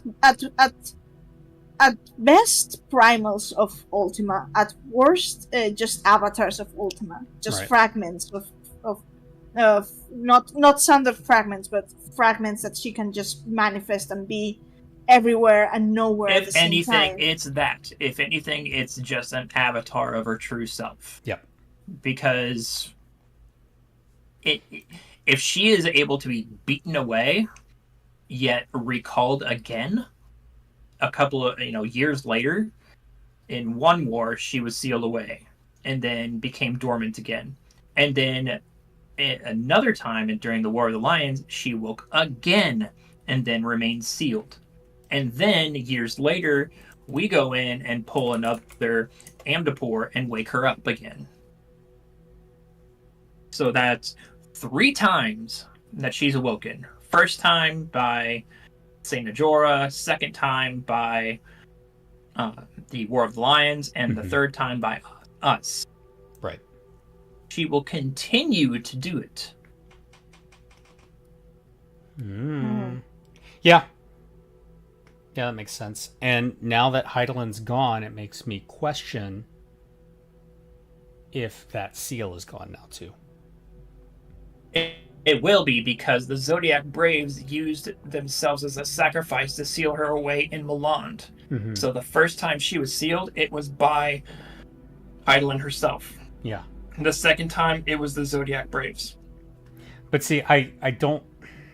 My point is that it was the original Ultima the first time when Heidelin sealed her away. The second Ultima that was sealed by the Zodiac Braves that we ultimately killed was the primal version of Ultima, not the original. Right. So now that Heidelin's gone, that original version is free. If it's not the same, but Right. something tells me that Heidelin wasn't exactly as strong as she may have posing, so to speak, as we learn in Endwalker. Do you really think Heidelin could have stood against the real original actual being Ultima? Yes, yes, because that's specifically what Heidelin was intended to do, was to enervate her foe, and reduce their power. So by reducing Ultima's power, either by splitting her up, or by sealing her, or doing something to make Ultima less strong, then it's possible that Heidelin could have defeated Ultima specifically in that way, or not defeated them and sealed them exactly the same as Zodiark. If she was in the height of her power, I would have said yes, but I'm tentative no, because of the Sundering also affecting her. Well, the Sundering, not so much. The Rejoinings did. But during the 4th era, presumably when do we think the first sealing happened? Was that also 4th era? Let me look back on this. Depends. Because we don't. Because if that was like 2nd era, then Heidelin would have been extremely powerful. It just says Ultima's earliest history is unknown. We know that now. I'm looking at her entry, right, and looking at her entry in the statue too. Mm-hmm. But her earliest history now dates back to Pandemonium, during the time of the Kingdom of Ivalice. So this would be her 2nd time appearing. Okay. So we would say we put that around 4th, 5th, or 6th era. Okay. I would say probably 4th, just because another rejoining by the 5th era would have weakened Heidelin enough that I don't think Heidelin could have taken Ultima on. But in 4th era, I think that would have been reasonable, because we've got 3 rejoinings at that point, which means the Heidelin we met was only at less than half power of that. And we know that was at least within 5,000 years ago. So, wow. That's what I got. Mm-hmm. Anyway, I would say even with the power to enervate, that's not something that would be able to completely diminish Ultima's power. No, not at all. But maybe just enough. Just enough to seal her away, Mm-hmm. which would be why she continues to return. Right. It would be like cutting off a couple of her tentacles Mm-hmm. and shoving her into a container. Right. But then later, her tentacles regenerate, and she continues to just climb out of that box. Right. We need to, as Warriors of Light, need to see this and completely demolish both the box and her. Yeah, I agree. So you know the thing, this all thing. I'm willing to accept the fragmented Ultima, if only because it makes sense with another of the units works with V16 and the nature of Ultima. I'll take that as an example. Yeah. Right. And the final form we fight being Ultimelius, which pretty much the motivation is use, spoiler for 16, but the idea is to use Clive as vessel. Clive could be the stand-in for Azem here. Mm-hmm. I swear, if she is the last boss of Dawn Trail, I'm going to scream. No, I don't think it's going to happen. No, This is if we get maybe not even the last boss, but like if she makes an appearance, Yeah. in like the next expansions, oh my god, Vindication. I think we might get a mention, but I think if it is Ultima, we're gonna see a buildup of 2 or 3 expansions. yeah. I don't think we're gonna have another 5 expansion arc, but I think building up to 3 or 4. Yeah, 3 or 4. Carving out the parasite at the center of the world. I think that's Here's the interesting thing, though. The new writer, Daiichi Hiroi, was an assistant writer on the Return to Ivalice and Anabaesios storyline. Mm-hmm. And Pandemonium, right? Now, And Pandemonium. So here's definitely can bring this back. Here's my wish list, and this is pure speculation. I have nothing to back this. But I want to see. I forget which of the higher number shards is still active. But I really want to see. I think the 10th is still active. Since the higher number shards tend to go faster in time from what we've seen, if we manage to open a hole to that shard and the shard is completely ruined, completely taken over by Ultima, and then we see that, even whether it's Sundered Ultima or maybe it's something else, whatever, but we get a glimpse of what the future of the planet is. If we don't address this within our own shard, we are forced to handle it on the source and then rejoin that shard to prevent it from coming back, or the opposite. I'm going to one up. Going to one up on that. Instead of a shard, the alternate timeline of the 8th Umber Calamity. Yes, also possible. Which is a enormous backdoor for both Emmett Silk and Elidibus. No, not Elidibus. Elidibus actually. Emmett Silk and Elidibus to both come back. So They wouldn't have known about this threat. no, they wouldn't have. It would scare the hell out of them. The only one that knew about this was La Habrea. And he's gone. And he's gone. And he was too crazy by then to really care. But Elidibus is forgotten, and Emmett Silk never knew. So, whew. Like, if that's where they go with the new arc, I'm sold. That would be awesome. Same. I mean, it can perfectly. So of course we're going to Meracidia. That's one expansion that's going to be there. Right. Yes. My question is, if it's a trilogy or 4-part, what are the 2 following parts to Meracidia? Because for example, if we go by Emmett Silk's gross list, the thing about the Southern Isles and maybe Well, the Southern Blind Isles are Forest- done. The last variant dungeon was Southern Isles. Okay, fine That's then. done. I haven't done that. Then Blind Forest perhaps, which is Authors North. I don't know if that, but that could be entirely something saved for patch content or a raid series or some other It'll dungeon. probably be a you know? dungeon, yeah. So the thing is, Ilsabard, I don't think they're going to go into an Ilsabard.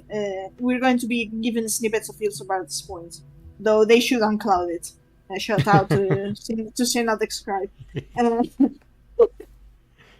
But my question would be, Mara City is likely going to be 1. If we go by 4 expansions in this arc, what are the later 2? Right. So the later 2 could be. This is just venturing. Could be 8th Emerald Calamity timeline. I'm not going into the shards because the shards as of now, they're very nebulous, and we have actually gone into shard traveling by going into the 13th. Mm-hmm. So that's one another thing that we've been doing it since ARR. Yeah, that too. So the thing is, maybe the world of the 8th Emerald Calamity, and maybe that expansion it's the Ilsabard one, you know, because we can go into Ilsabard, exploring the continent of Ilsabard in the reality of the 8th Emerald Calamity, since, you know, ground zero could have been Garlemald, you know. Right. And maybe, and I may be high on copium here, maybe the destruction of Ultima hinges on the World Unsundered, which could be the 4th. So, because you can't tell me that the World Unsundered is not a trove of content for the developers. Oh, that's what I'm saying. What the World Unsundered just have unsundered versions of the zones we currently have. Like 11, where, you know, you wander out, and now suddenly everything in this zone is different. What happened? I got lost in one time. I was like, where am I? Why did I see all these things here before, and now they're gone? I was in the past version of that zone, because I had inadvertently picked up a quest, and I'd wandered off into the past, and hadn't even realized it. I mean, all you have to do is take a look at Athena's Arena, in 12 in P12S, and you can literally see the alternate timeline in which, had we not stopped her, look at what Elpis had turned into. There's floating islands, there's a rainbow, so you're like entranced with the sky, with the, you know, the skybox. Oh, this looks like a paradise, but it's not. Yeah. Because we have eyes in the sky, because we have a serpent in the background just kind of slithering by. And we have a bright sun in the sky. And then you realize, oh, this is what happened. What would have happened if Athena went unchecked, if Ultima got her wish. Right. Yeah, and it all ties to bright corruption. The serpent to me is really telling, as the serpent going full God theological biblical reference. The serpent is absolutely the snake is the symbol of temptation that tempted Eve from biting into the fruit, the tree of good and evil. You could say, and this is what banished mankind from paradise, which is basically what Vena did, and that's why it makes me think: could the Sundering have protected us from Meteon, but doomed mankind from Ultima? I mean, Vena wasn't even aware of Ultima. That's the thing. That's why I'm. No, not until years and millennia later. Yeah, not until post Sundering. I mean. And then comes the point in which, like, okay, this, and it would have shown, it could very well show that,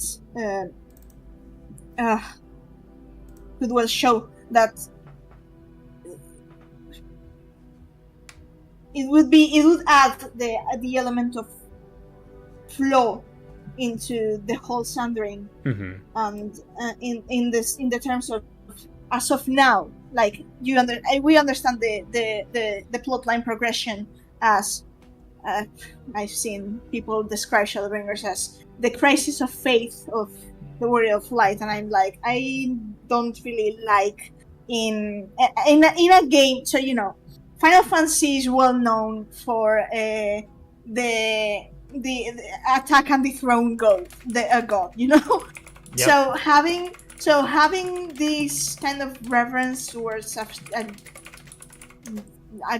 godlike figure, it doesn't really sit well with me, especially in this context. Right. So it made me think there's going to be a twist on that, because there's going to be a twist on that. As of now on Dawn Trail, we're all happy and we're all cheery, and Vena Hydaelyn is lauded as a hero for her tenacity and all that. And then I'm anticipating a twist on the god and the kill god. Well, not kill god, but the god screw up from whatever reason. But I'm anticipating this switch in the perspective, because as of now, like I said, it's like everything is so light and bright and everything, and that's exactly Ultima's power. Yes, a light and heartwarming story, as we've heard before, and we see how that goes.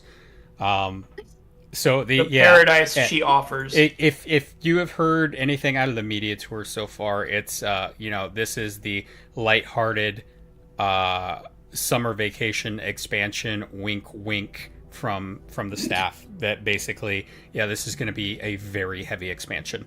And we got a question, something from a little while ago. Kuro posted, could Hermes have been influenced by Ultima or the heart of Sabik? His desire to know about the purpose of life was twisted until it consumed him. I think that would be dismissing Hermes's own weight. I think Hermes was himself in that aspect. Yeah. Right. I think he was too busy with his own work to be kind of interested in what Athena's work, or he wasn't even aware of what Athena was doing. Yeah, because he was a researcher at Elpis and not. Yeah, I think However, Pandemonium, which is basically Pandemonium, was pretty much built as a prison for Athena and her influence, which means that perhaps it's not impossible. I think it would lessen the weight to Hermes' character, but it's not impossible that these things were reeking from Pandemonium into Elpis. Yeah, I tend to think that had that happened, that had Hermes been under the influence, he would not have initiated events that basically led up to the Sundering. He would have already had something he would be working towards. He wouldn't really be looking outwards for other life. He would be looking to Ultima for that answer. Yep. And so I don't think that it would have influenced him as much. He would have just turned into a death machine at that point, coming to the conclusion that the meaning is death. Nihilism is the answer, and basically, saying everyone needs to return to the star. But I can see an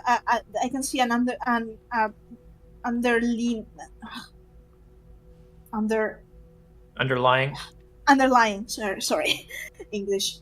Underlying connection in the judgment that Hermes makes. That I will make a judgment on mankind's worth to exist, and related to Athena's reasoning that any god would see us as we are, imperfect, and she would hammer I see the underlying connection there. I do too. But I'm not. This could just be, even this could just be a bit.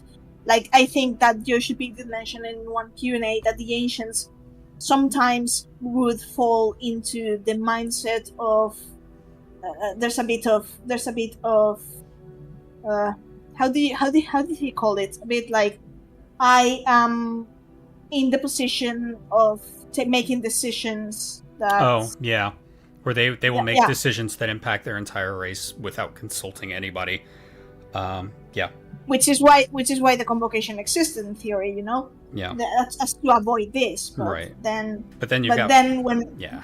And all of them pretty much are share this flaw. Like Hermes, the ancients, in a sense, were used this mindset as to making creations and deem which one of them were worthy to exist, quote unquote. Hermes did that. Then Bernard did the same, and then the Unsundered and Hades also fell into this sort of tendency. So it's something that it's a recurring theme. Right. Though then again, the Sundered to a degree also do that. So I would see it's less something from the ancients and just part of mankind's nature. Anyways, and I see Hermes as I can see where the idea that he might have been influenced comes from, in that he takes something to its logical extreme that doesn't need to be taken there, and acts on it, which is the worst part. But I don't necessarily think that means he was influenced by Ultima. Actually, his actions are probably what saved the world from Ultima, giving the world time to be able to process and deal with that threat. Because had Athena been able to continue her work, the ancients, I don't believe, would have survived. No, they would have never, like you said, they never would have reached the point of the plenty. Yeah. They would have been enslaved and gone about with their desires and turned into Lucavi. Yeah. And like I said earlier, it would have been similar to what the Black Empire was in World of Warcraft, where Ultima's final desire for her whatever her desire was, whatever what her ultimate goal was, whether it be conquest, whether it be domination, whether it be destruction, whatever she wanted from possessing and using people, she would have got. Yep. Which I think is interesting that we don't know what Ultima was after. No. And we won't know because we see her and we go kill. Yep. Ignorabimus. we don't know, we shall not know. But maybe we will know, but there's this theme in the arena of and the achievement of when you beat Hephaestus, and there's the eye in P8's arena, in the skybox, the eye, and the achievement is the gaze of the abyss. If you know how the saying goes, if you gaze into the abyss, the abyss gazes back at you, which is basically how a manner of saying that when you there's some things that will be that by just knowing them, they will change you forever. Yeah. So if we get to know what Ultima is the would the Warrior of Light emerge unscathed from that? Right. So that's another question. Alex says, we know what kind of primal, or we kind of know what the primal version of her wanted. You can kind of sort of extrapolate from that, no? I'm looking at you, Yumi. What does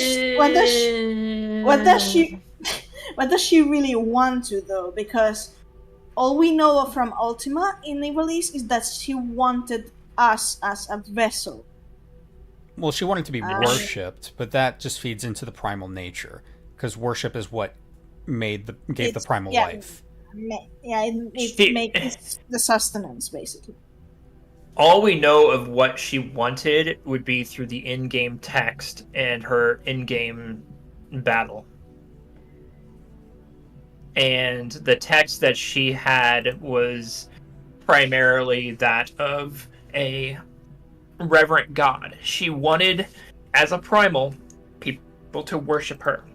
And it's shown through her dying text I'm your mother, I am your maker, I am Evilise. I am you. I am the people of Evilise. Consign me unto darkness, and your light shall be forever lost. Right. In other words, your deity, your god, the one you look up to, is going to disappear completely. So she wanted to be that source of inspiration, that source of power to draw upon, just like all the other primals were throughout history. However, the difference being that she isn't benevolent like the other races. I don't want to say beast races because that's not allowed. Beast tribes. So the other tribes have their deities, and they primarily summon to protect. It's a self-defense mechanism. Let me ask this: Had there been some kind of being that could handle Ultima's gift, for lack of a better word, I don't actually think that Ultima would be evil. It would just be another tool. The fact that so if you had put Ultima on the Plenty, I don't think anything would have happened. For instance, because they were already perfect, they were already complete. All they wanted was death. So instead, they got Rala. Praise be to Rala. So I'm wondering if it was just because of the nature of being incomplete that Ultima had any real power.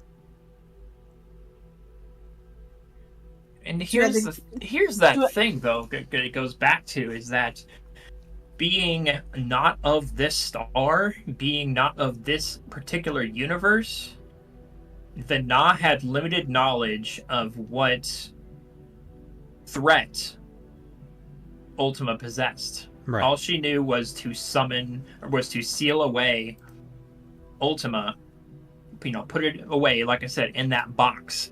Put it away in that sealed dimension or sealed portal or whatever, so that she could not come out again and try and temper or enslave the people of Evilise again.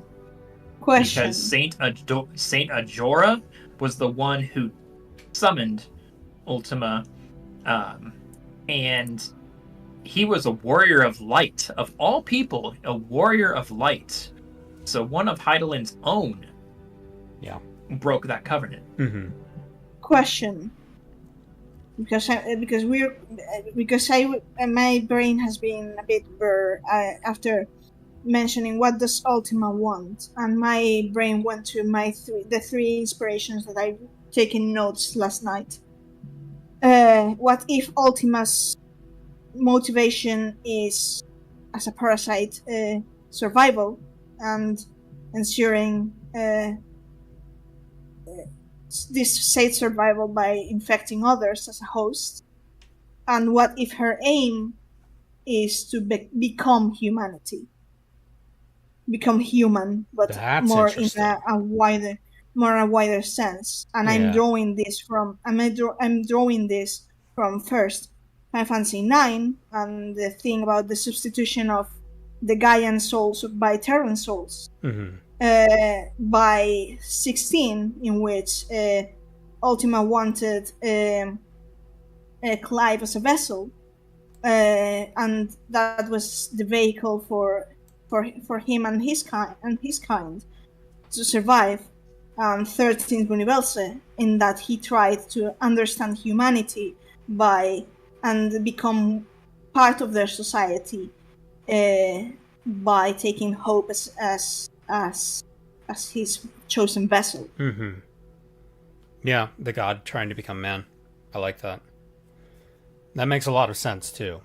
So saying, here is this creature, it seems to be successful, I want to be like that, but let me make it in my own image. Interesting.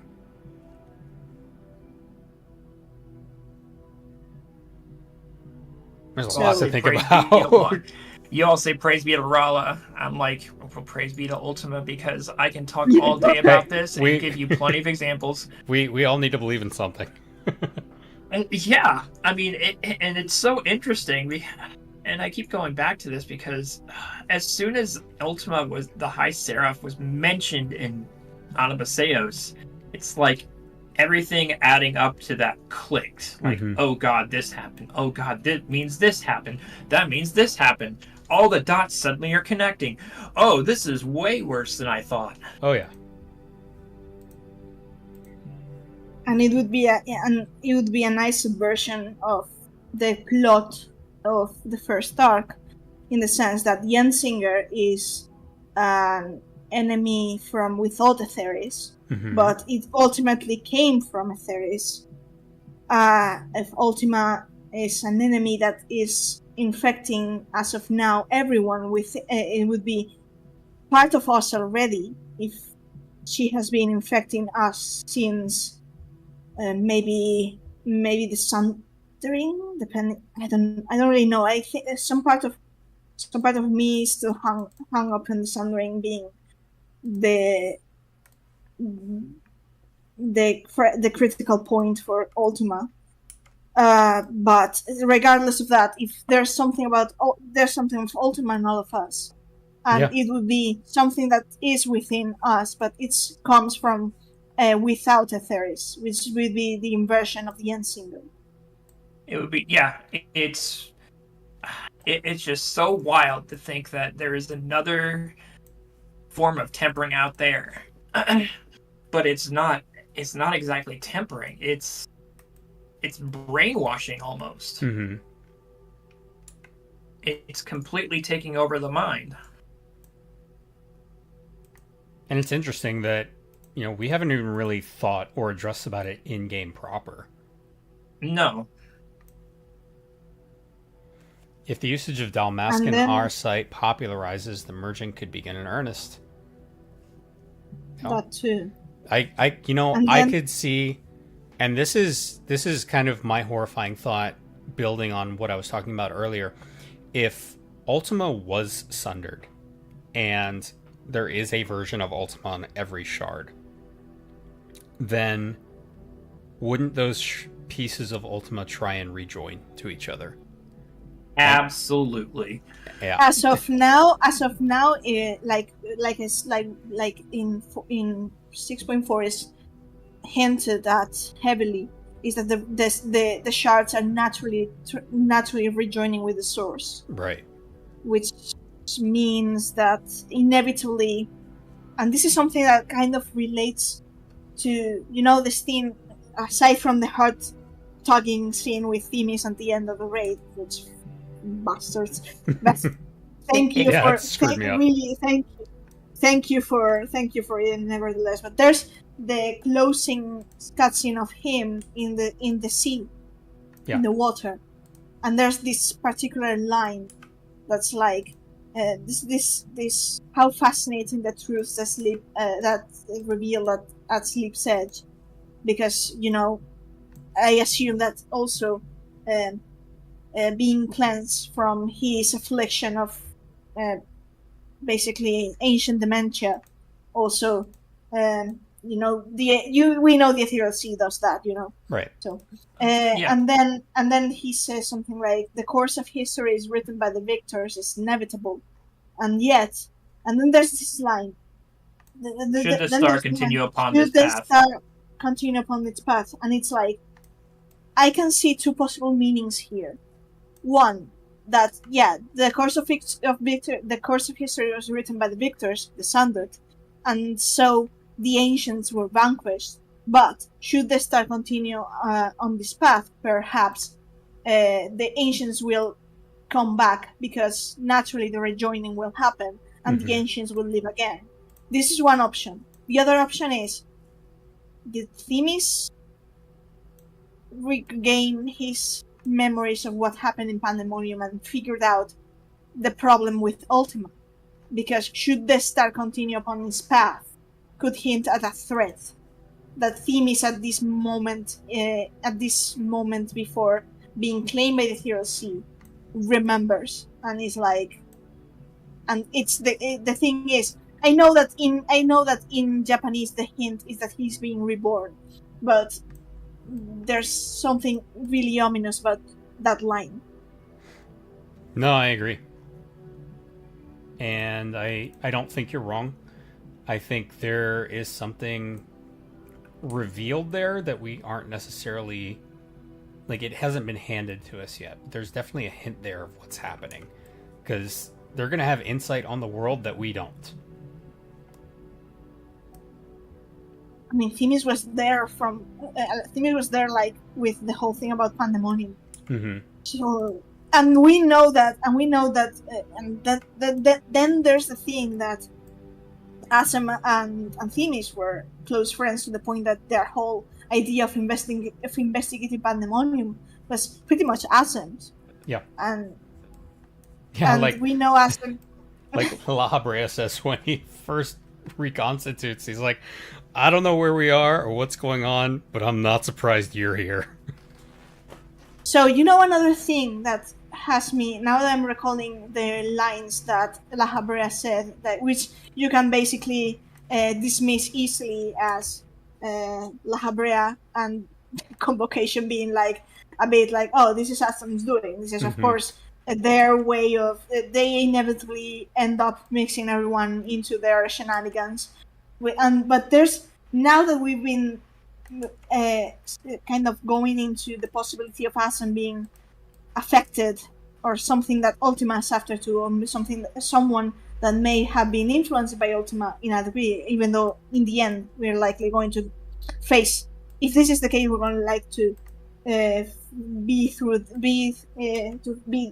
the arc of the two rebelling against the master. If this is the case, of course, this is just a video game trope, a narrative trope. If this is the case, video game theory. Yeah, but if this is the case, and there's something of Ultima influence over Asem, then La Habrea's wording becomes really creepy, in the sense, you remember that La Habrea says the danger of Asem's nature is its tendency to infect everyone they come across. Yeah. And the wording there is like, like, of course, it's treated like a good thing, but what if it's not? What if it's not? Yeah, what if it means something else? Yeah. I gave Meowth brain rot yesterday. I love it. Oh, you should see my notes. I give everyone brain rot when I talk about Ultima. It's just, oh my god, it's such it. I mean, There's of course, so much La Habrea. potential there. I mean, of course, La Habrea La Habrea is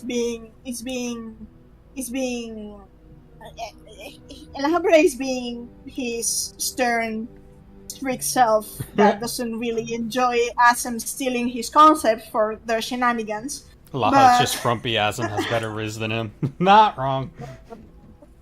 No, but the thing, the point is, it's not if La Habrea is aware of this, if this is what's going on. It's the thing that video games are written in a way that later on, things parallel each other. So if La Habrea, this is a plot device, storytelling device. You're being given something that later on you will recognize as, this was reference to back then.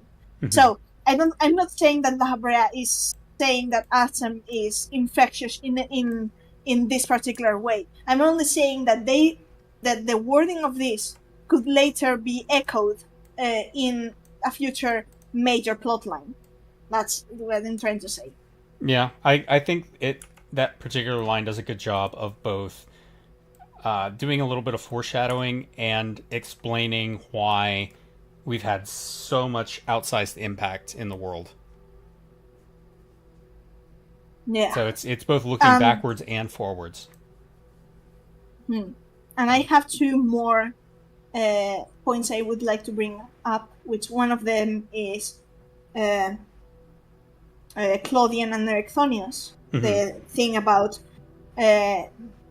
which is Claudian and Erechthonius are pretty much, Claudian is like the first of the non-unsundered Asians, like, I mean, aside from the Asians whose memories were restored, but no, actually he would be second. So the sundered Asians were the first who awakened to their memories of their past selves, though with a bit of help with the crystals of the convocation. This was later subverted in Eden when Mitron awakens Gaia's memories by sharing his memories with her in Asian priming. So this is another way of awakening someone's memory, in this case manifesting Logriff's glyph, which is another rabbit hole, asking what exactly are the convocation glyphs. I'm working on the script of that still.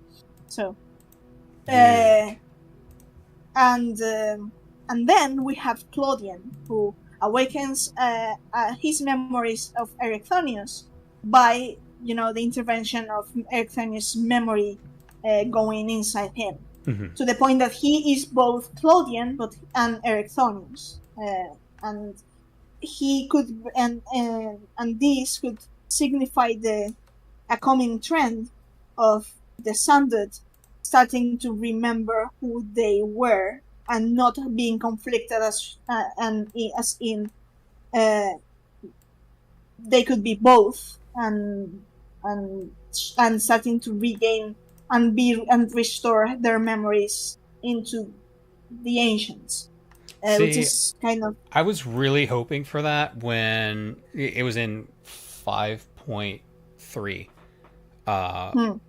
when the citizens of Yulmore saw the star shower and they were like, "Oh my God, why am I getting these feelings? What are these memories?" Like, I was really hoping for something like that from that. But yeah, I see. I mean, the echo, in a sense, is kind of like the first step for that. Right. Anyways, and the second one. So one was Erechthonius. Okay, so that's one. What was the other? There was something else. I actually forgot. I want to bring up two things, and then I forget about the other one. Fuck. Of course. Was it the researcher at the end No. who walked off with the supposedly empty Heart of Sabik? And that was Claudian, and that's absolutely the best idea. It's a repeat of Emmerich, and the eyes left them into the abyss. Yeah. Why do we keep doing that, by the way?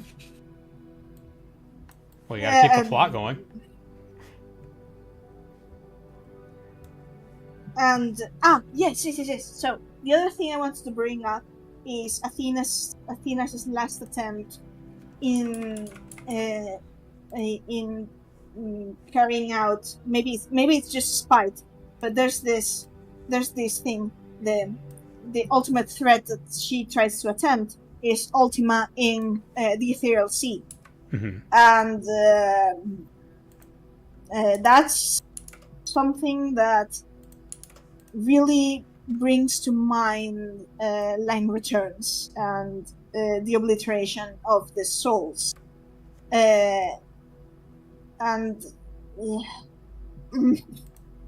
So, do you remember the plot line in how in 13 the souls are able to go on the reincarnation cycle. So the living remember the dead, and it's all bound by memory. If the living forget the dead, then they stop to exist. That soul ceases to exist. If a soul is destroyed, the living will forget about that this soul and this person never existed. Yep. It goes into a blank slate. Is this something that Ultima is aiming to achieve?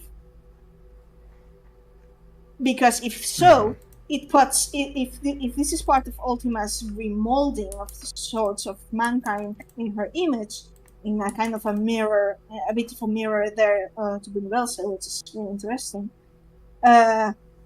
If this is her aim, it would be directly contradicting both. It would be in complete opposition to.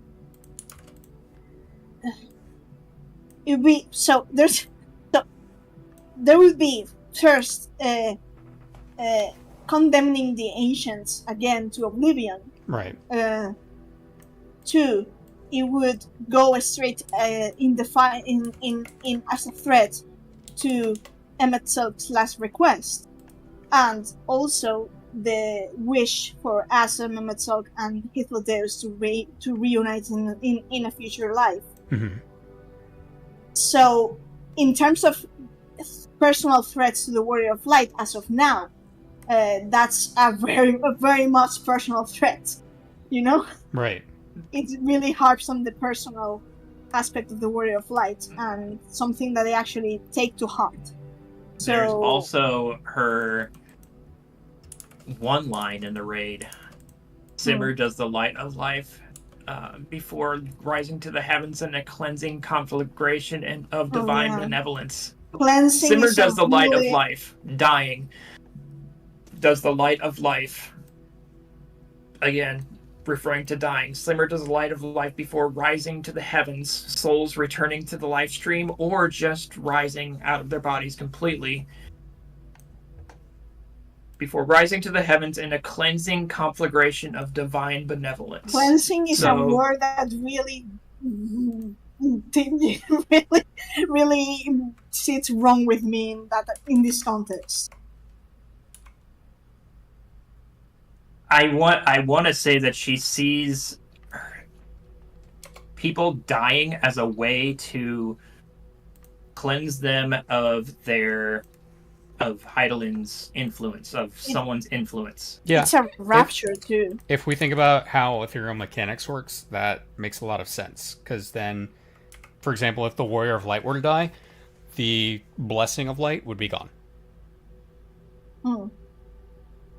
Yeah. And that's Yeah. cool to think about, that if that's what she was referring to back in Stormblood, that's crazy. Mm-hmm. I mean, yeah. Dying also cleanses people from Ultima's influence. Yeah, true.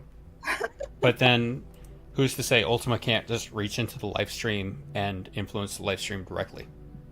that too. Right. I mean, Because Ultima corrupts everything. Why not the life stream? That's probably why she had Athena go into the live stream and try and cast Ultima. Yeah. Obliterate it so that she could become the master of life and death herself. Yeah, I mean, basically turn all the ether into life stream into power. And so life is no longer necessary, but you have all this memory and soul ether that you can just gorge yourself on. And now you have the etheric power of an entire world. Yep. So This whole thing reminds me so much of Shadowbringers, especially Bothri and the Sin Eaters, like this corruption and the influence Bothri has on the people of Yulmore because they partook on Sin Eater flesh as the meal. mm-hmm. It's the same as the Orosite. Yeah, for sure. Yeah. And that makes me think if this is probably if they go for not of course a rehash, but a reprisal on Shadowbringers with all of this, well, it could be really interesting. Especially because there's something of Shadowbringers. As much as I love Shadowbringers, and I think it's peak, and I believe that that it will really take so much effort for 14 to ever come close to Shadowbringers. Don't think it's impossible, but it would take so much effort. There's one thing that really still annoys me, and is the fact that we were only Warriors of Darkness, as in association, not the real thing. We didn't. Yes, we kind of we sort of broke bread with an Asian, so to speak, but we really didn't become. We didn't embrace darkness to do it. It was just a Exactly. perception. Exactly. We just So used light to bring darkness back.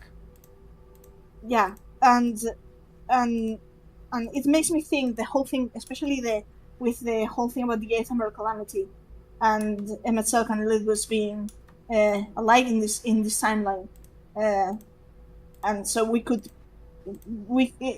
I really again I really doubt that the Yoshipi and his team would make us fight Emmett Selk and Elizabeth again. Like No, I think That'll that's never done, happen done again. and over with.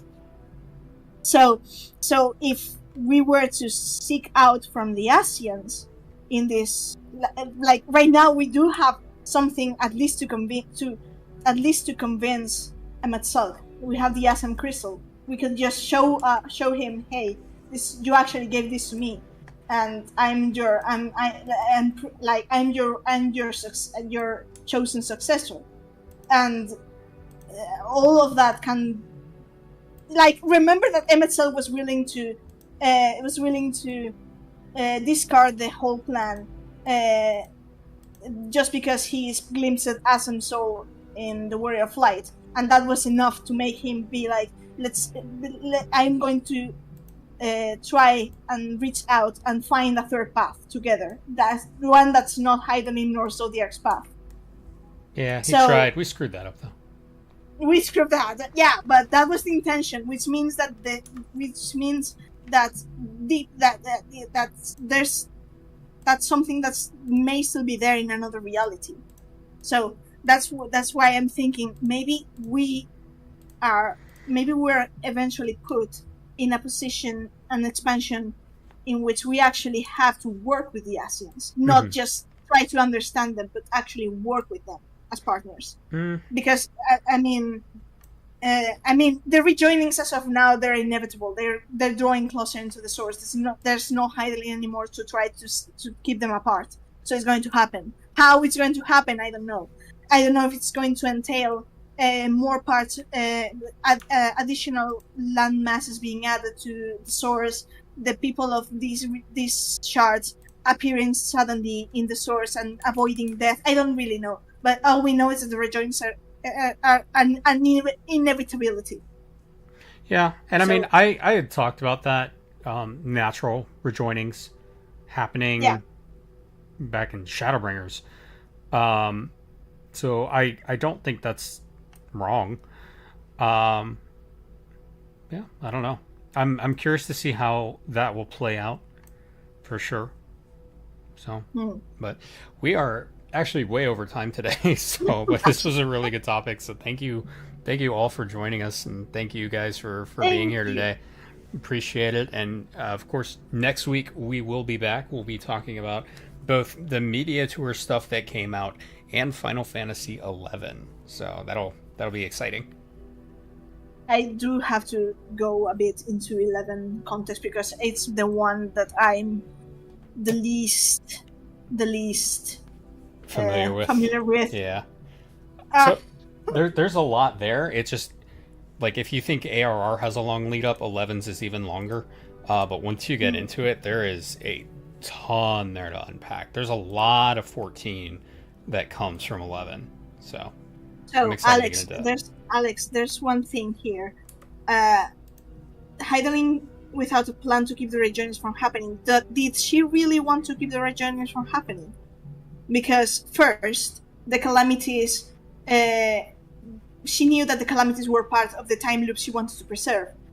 So it was something that she allowed to happen, regardless of what the perception of the world is.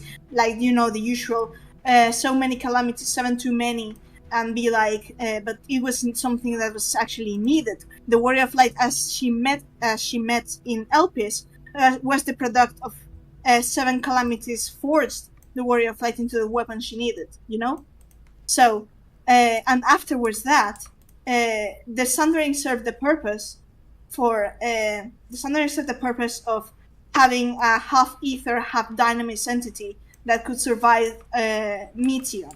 Okay, so after Meteon, is over, why there should not be a reason to let the people be as they were, as the natural way, that everyone accepts that this is an aberration. Pretty much the consensus is that the fragmented standard status is an aberration to nature. It was kind of needed as to survive the final days and Meteon. But once Meteon is gone, what purpose does the Sundering serve? I mean, if it doesn't make sense, like it was something that was going, it's something that's going, it's something that's the natural course. So I don't think it's something that necessarily that there could be. I have a theory that may have to do with a possible counterplan that could maybe. I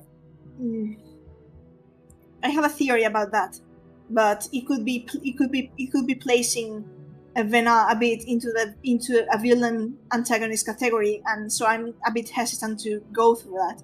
But if we forgo that, I don't see why Heidelin would not want the people to become as they were. Okay. But anyways, because she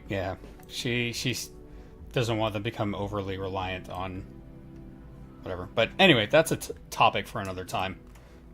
So we could talk about that some other time. But again, thank you everybody, and we will see you again next week. We'll try out this same time spot, and hopefully it works for everyone. If not, let us know. And same for you guys. If it doesn't work, let us know. We'll find a new time slot. And we'll find a new time slot. So, all right, everybody, take